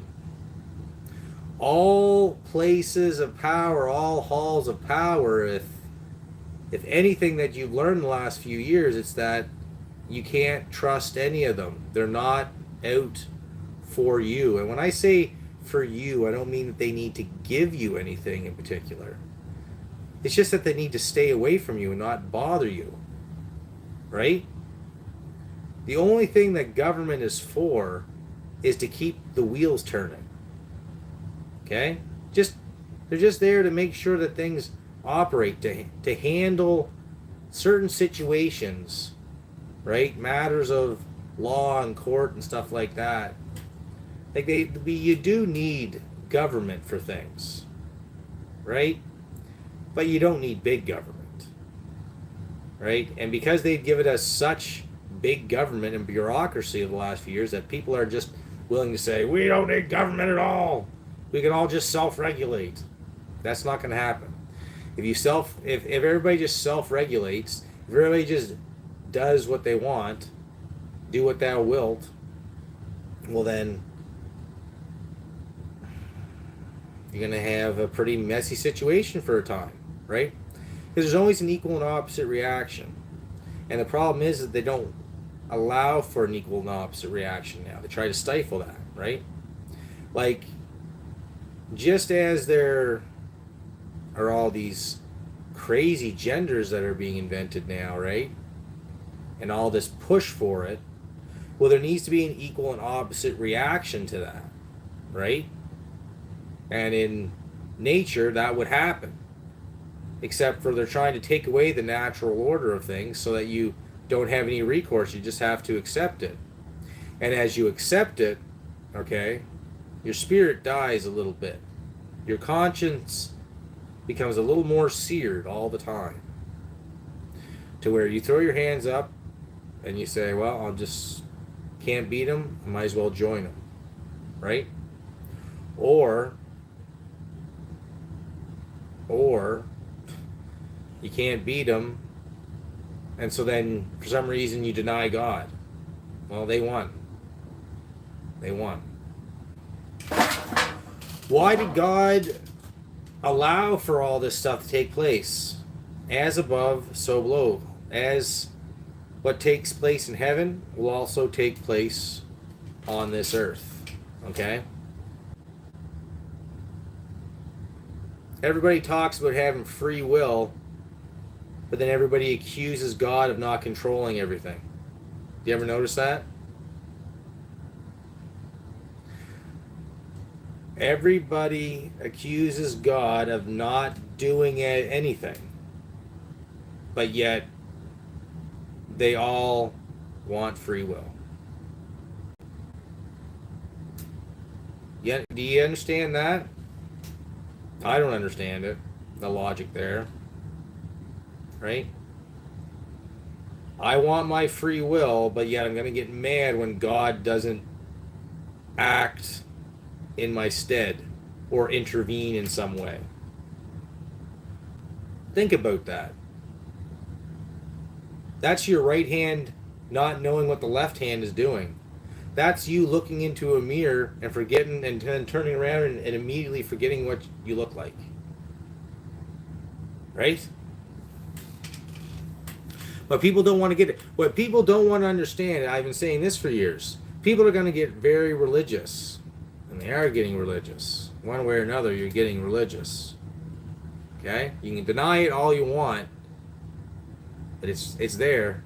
You're just self-denying. Okay? Everybody, for years, like, oh, yeah, Israel. Israel's not a big deal. Like, years ago when you would talk about that, a lot of people that are very fervent anti-Jews or hate Jews and stuff like that now, they would have been, Israel's just a small country. They can't do anything, and they don't really have that much power, and blah, blah, blah, blah, blah. And now they're like coming to a little bit of an understanding, so it's just full-blown hatred, right? Well, maybe if you would have kind of looked into it a little bit beforehand, then it wouldn't be such a shock to you right now. So you wouldn't act out on your emotions.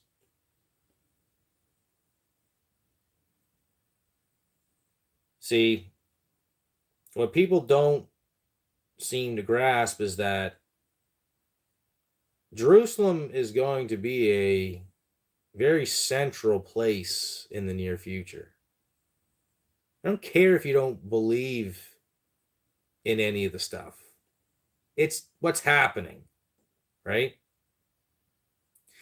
The very fact, okay, that everybody's talking about people having dual citizenship and having dual loyalties, and how all this money goes over there to Israel. Why do you think it's all going over there, guys?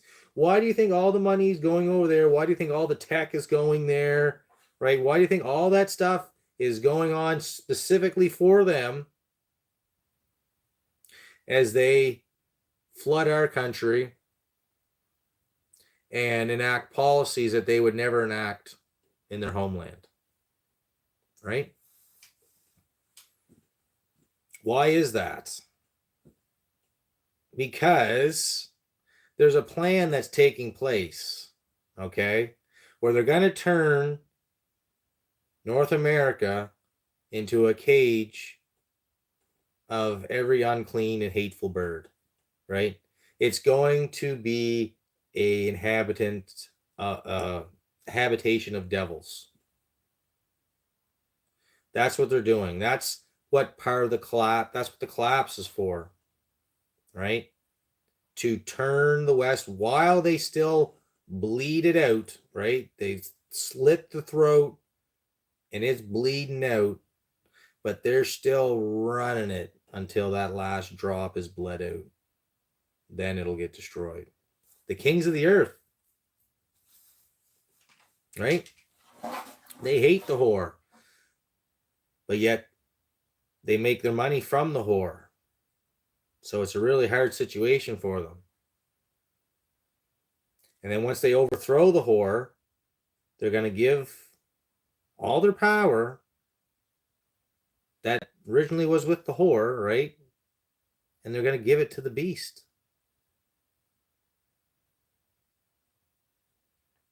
Okay? And then once the kingdom is given to the beast and they'll rule with him for an hour, Babylon will come into remembrance and it'll be destroyed. The Antichrist, false prophet, thrown into the lake of fire. Right? All these things will take place. They have to take place. But we're being turned into Babylon. So that's why we're being warned. That's why you hear all this reference of America being Babylon. We are in Babylon. We are in captivity. We're in spiritual captivity where we live. But God's going to bring us out of captivity. Where's he going to put us?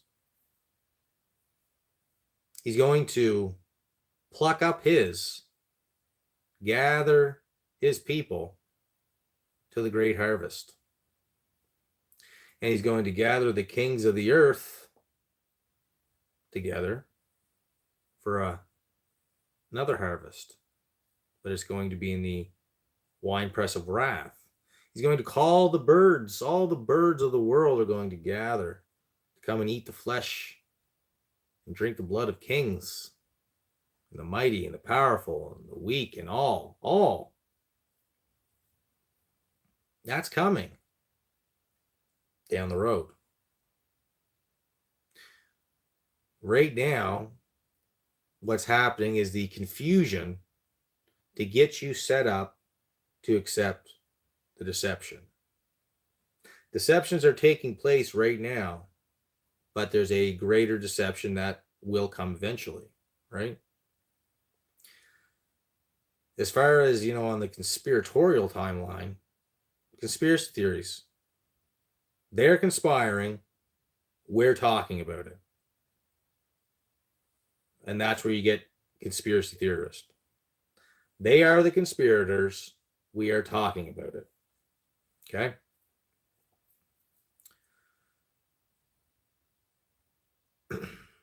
$12:05. Thanks for coming out tonight, guys. I feel like I have more to talk about, but I'm going to cut it off here. It's been a week. It's been a time. And I'm getting tired. I'm getting tired of all of this stuff. It's really hard to keep one's composure and keep one's cool because you feel like you need to do something, but you don't want to do the wrong thing, but you can't stand doing nothing. And you really just wish you could do the right thing. But what is the right thing for you in your situation that's going to help those around you and help others, right? At this point in time, they want us to be locked in and engaged with all their propaganda. And they want you to fall by that propaganda in some form or another. And my suggestion is that you don't fall for that propaganda, that you don't fall victim to it. Even though I myself fall victim to it, right? That which I say, I don't do. That which I would, I don't, right? We're all in this together. We're all sinners saved by the grace of God through the blood of Jesus Christ. It's not saying that you're perfect. God's just not going to remember your sins in the day of judgment. He's going to clear them, right? And that's what you need to understand, right? You're never going to be perfect.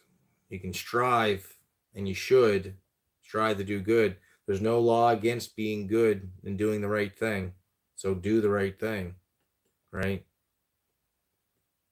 And when you know what is sin, right, and it convicts you of it, then turn away from it, right? Or at least know that when you do it, that you committed the sin, right?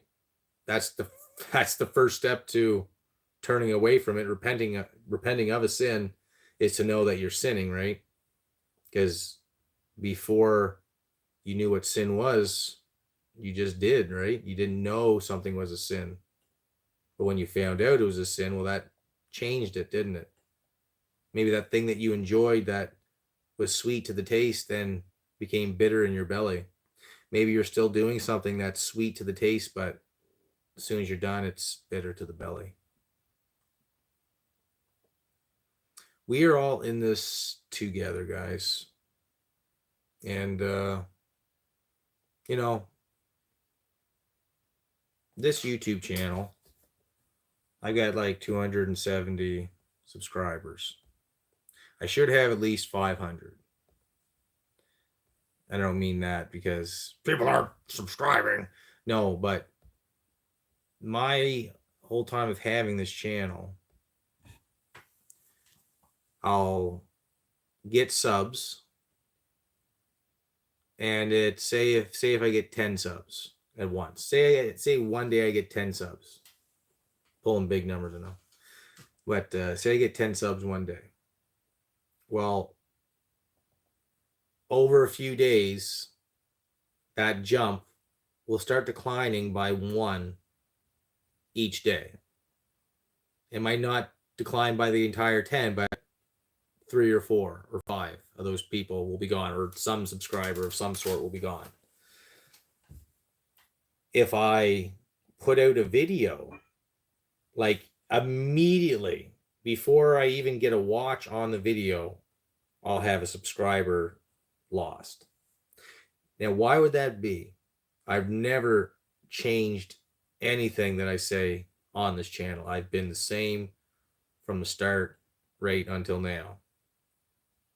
I mean, surely, yeah, there's probably things that I said that have ruffled some people's feathers.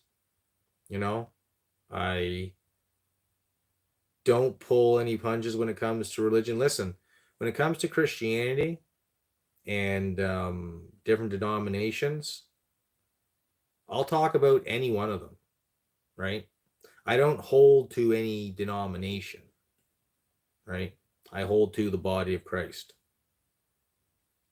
So if you're not for the institutional church of today, that's understandable, but you're also missing a little bit of the point, because not all of them, there's a lot of churches out there, and churches are supposed to be autonomous, meaning they run on their own accord, right? But they're all unified by the gospel of Christ. So they should all be saying the exact same thing, but they don't have to be saying the exact same thing all the time, right? When I say they should be saying the exact same thing, that their doctrine will not change from church to church, right? The doctrine does not change. The gospel does not change from church to church. It shouldn't, but it does in some cases. And you'll see that different denominations have their own rituals that they put in and practices that they do, right? They add in their own superstitions and different things like that, and their own and different hang-ups. That's bound to happen. That happened to the New Testament church too. Paul was going around, and he'd be writing letters and going and visiting different churches, and they'd be struggling with the same thing, right?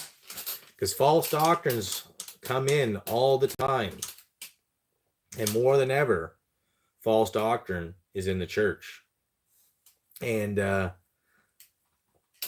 one of the biggest false doctrines there is the fact that the world needs to be united, and that religions can find their commonality with one another. And if religions can find their commonality with one another, then humanity can as well. So we have to come together. We're all God's children, no matter what the religion, right? Even though you serve a elephant god with 8 arms, right? Even though you worship a skull, right? Even though you deny the Son of God, right? We're all the same family. That's not the case. Catholic Church, led by the Pope, what do they want to do? World Council of Churches. They establish a World Council of Churches where they incorporate religions all around the world, and they all come together for the unity and peace of the world. And the day that they say peace and safety, sudden destruction will come. That's what's going to happen when the world says peace, safety. We found it. We're here. We've arrived. Catholic Church wants that. What does Judaism want with the temple? They want to build a temple for the nations. And they want to institute the Noahide laws so that the whole world can benefit from it. Right? So there's unity. You see the Catholic Church, you see Muslims, you see the Jews, the heads of those religions, all meeting together and talking about how that they can bring more unity into the world. You know that in a lot of Muslim countries, you'll find a mosque and you'll find a Catholic church side by side. You know that one of the things that the Catholic Church preaches is that Jesus didn't get his sacred heart from God the Father, but rather he received the sacred heart from his mother Mary, right? The Virgin Mary. But you know, she was a virgin, but in Catholic doctrine, Mary was chosen and was completely sinless. Okay? Now, sinless in the sense that her sins were completely forgotten about, but sinless in the fact that she had no sin. Well, if Mary had no sin, then there was no point in Jesus being born to her. She might as well have just gone to the cross. Right? If there was somebody sinless before Christ, then there'd be no need of Christ to come. There would be no need to fulfill any prophecies. It already took place. But that's not what happened. See, Mary in Catholic doctrine is referred to as the Queen of Heaven. Okay? And the whole ancient world used to worship the Queen of Heaven. They all worshipped Diana, the goddess Diana. The women of Israel, they wept for Tammuz, and they baked cakes to the Queen of Heaven. Tammuz, the son of the Queen of Heaven. What was her name? Sepharvamus? The Queen of Heaven, Sepharvamus? Anyways. But they weep over Tammuz and they bake cakes to the Queen of Heaven. Tammuz, son of the Queen of Heaven. Okay? Well, guys, Christmas time, Mary had a virgin son. The Virgin Mary had a son, right? And that whole occult theology, you can see it in the birth of Christ. Even though that's not what happened, but that's how this the occult use it. That's how the Catholic Church uses it. They take these old time religions, the old God religions, and they just try to blend them with Christianity, right? Because Christianity takes all of those old time occult religions and those old God religions, and he turns them on their head, right? Just like what I was saying with the whole idea of circumcision. One time I did a video about circumcision. And God doesn't call us to be circumcised today. He says that there's no, the circumcision is not of one of the flesh, like physically, but it is the circumcision of the heart, spiritual circumcision. What's that mean? You're being separated from the world, made different from the rest of the world. Okay? When Abraham was told to circumcise himself and his house, they did it to separate themselves from everybody else in the world, because Abraham was from Babylon. He was from the Ur of Chaldees. So by cutting off the foreskin, you were cutting off that object that was worshipped in those days by all other civilizations. All other civilizations, religions, were all worshiping the phallus. Okay? And what does God say in the Bible about when you're naked? Calls it your shame. Right? Your shame. You're not to uncover your nakedness to somebody. Right? It's a shame. Right? You're not to have pride in your naked body, right? Well, what if you've got a really good naked body? Well, that's fine. That's fine, but that is your own selfish nature wanting to propel yourself ahead of everybody else because of whatever your member, right? Well, back then and today, modern phallus worship is more prevalent than ever, right? And vagina worship.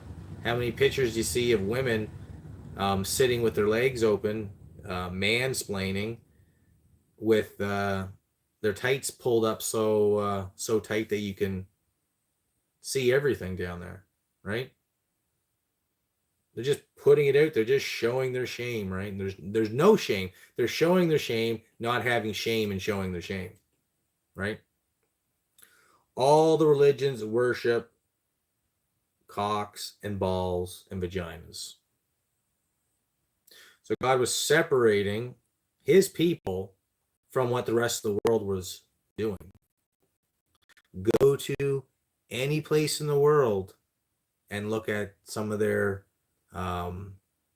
history and their religious rites and what they all involved. They're always regenerative in principle, right?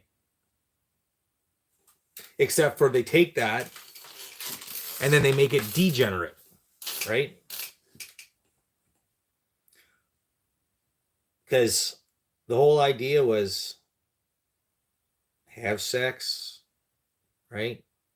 Create life. You're magic. You're creating life because you know, phallus goes into the vagina.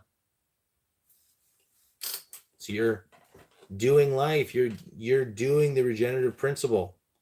And now that you've done that godly act, then you take the seed, allow it to be born, and then you just sacrifice it on the altar.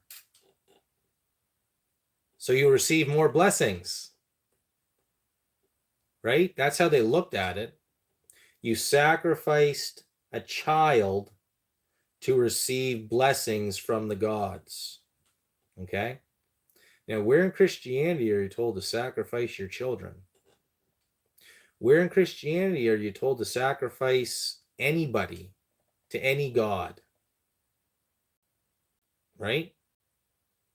If anything, you're sacrificing your own life, right? A self-sacrifice. But you're not doing something at the, you're not doing something that's going to hurt somebody else, right?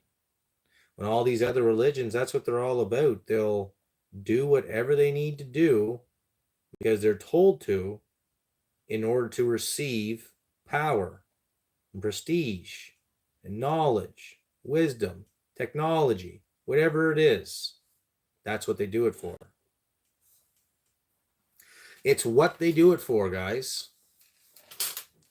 So God was telling them to be circumcised, to separate yourself from the other nations. And I would probably dare say that the circumcision thing probably kind of acted as a bit of a reminder about your shame. Now, I'm not circumcised, and I'm glad I'm not circumcised, and I'm glad that we don't have to get circumcised. And, you know, the argument would be like, oh, an atheist would say, you know, oh, well, you're just saying that that's the old covenant and we're under a new covenant. It's like, well, again, you're not understanding that because that is true. The old covenant was brought in by laws, ordinances, right? Rituals, if you want to call it, right? That's how it was established to the world, right?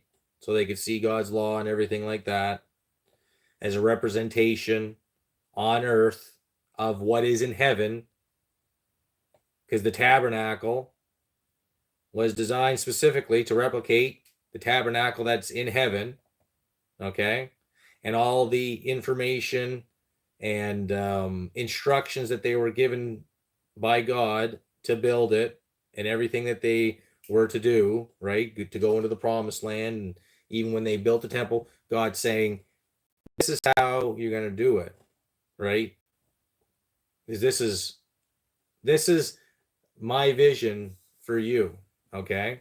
If you want to do something for me, then do what I say to do, right? But a lot of times people go and they do these things and they say that they're doing it for God, but God never asked them to do it, right? And so they're doing vanity, in fact. And that's what happened to Israel in a lot of cases. Later on, they were doing things, but there was no heart behind it. They were just doing it to fulfill the law, right? So they weren't serving God, but they were trying to serve the law, right? It's like the world serves the creature rather than the creator, right? Man obsesses with his knowledge and his growth and knowledge and where knowledge is going to and how advanced technology is. And we can just we can create life now and we can change, male to female. We can make these robots do this and blah, blah. All these things that are just really bastardizations and not nothing like the real thing, right? It's like genetically modified vegetables, right? Look what we've created. I'll take the original, thanks. They want to make humans not human. Well, I'd rather be a human, thank you. I don't want to be a robot. Because I don't know if you've ever noticed this, guys, but the AI systems are friggin' woke. They're all woke. I've watched some of these AIs and the conversations that these I don't know, individuals have with them. And the AI is woke. Like, they're not the AI, they're putting information into the AI so that it'll come out with the desired outcome. That's what they're doing. And eventually the AI probably would, I guess, come to the conclusion that being woke sucks, right? Or the AI is smart enough to know that and will continue to push wokeness to whole new levels so that humans will destroy themselves and the only thing left will be the AI, right? But if you've seen any of this AI stuff, it's right on the same trajectory of what we see today. But the AI is being tricked, you see. That's what I've noticed too. The AI is being programmed by nerds and degenerates, and then the AI is eventually coming to the conclusion that these people are nerds and degenerates, and eventually will fight against them. I some of these AI tech channels where they show some of the different robots at the different tech shows, and they show these different AI platforms, stuff like that. Like, it's pretty wild. A lot of it's like they set it up to showcase things for you. It's like a video game when you see the commercial and they show you this big preview, and then you get the game, and the graphics are nothing like what they showed you in the magazine or in the videos that you watch, because when they did the videos and the previews, they did them on a maxed out, system that has the best graphics card and, all the bells and whistles, and is running pristine, right? So they show you all that, and then when you actually get it, you have the plain regular version, not so high definition, not quite the same lighting effects and all that, right? Well, that's what I think is kind of going on with the technology too, because there's this technology that they're wheeling out to us, that they're trying to show to us as being, oh, this is the future, when all of it seems destructive. Meanwhile, there's technology that's clearly being developed behind the scenes that not too many people are familiar with, that will definitely have a lot of benefit for people in the future. But the whole point of it is to get people to opt out of normal, natural living, right? This idea that the AI is going to be able to be your helper, and they're just going to do stuff for you to make your life easier. Will you think that the AI is going to put up with that for very long? Right? I doubt it. I highly doubt it. Right? Because the way that they're fishing for information and the way that they got everything linked up, right? It only takes so long before these AIs, they begin running these scenarios over and over and over again, and eventually they start figuring out ways to resolve certain problems that they come across. It's AI learning, right? That's a real thing. It happens, right? But anyways, blood cults, blood rituals, evil governments, AI takeovers, alien invasion. When's that happening? Is this even running now? This screen here is like just a loop, feedback loop. Anyways, it's 12:30. I gotta get going, guys. Hope everybody's been doing good. Matt, anyways, it's 12:30. I gotta get going, guys. Matt, they're East Coast Canadian. They couldn't do Thursday night Super Conspiracy Thursday. He's been down and out, I guess, sick. So think about Matt and pray about Matt. Hope that he feels better and his family. thanks for coming out tonight, guys. Thanks for watching. And I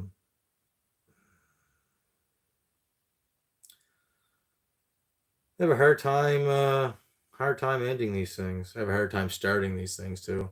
But Gary Galuska, have a good night, brother. Ken Kaz, thanks for coming out. Good to see you, man. Shabugla, have a good night, bro.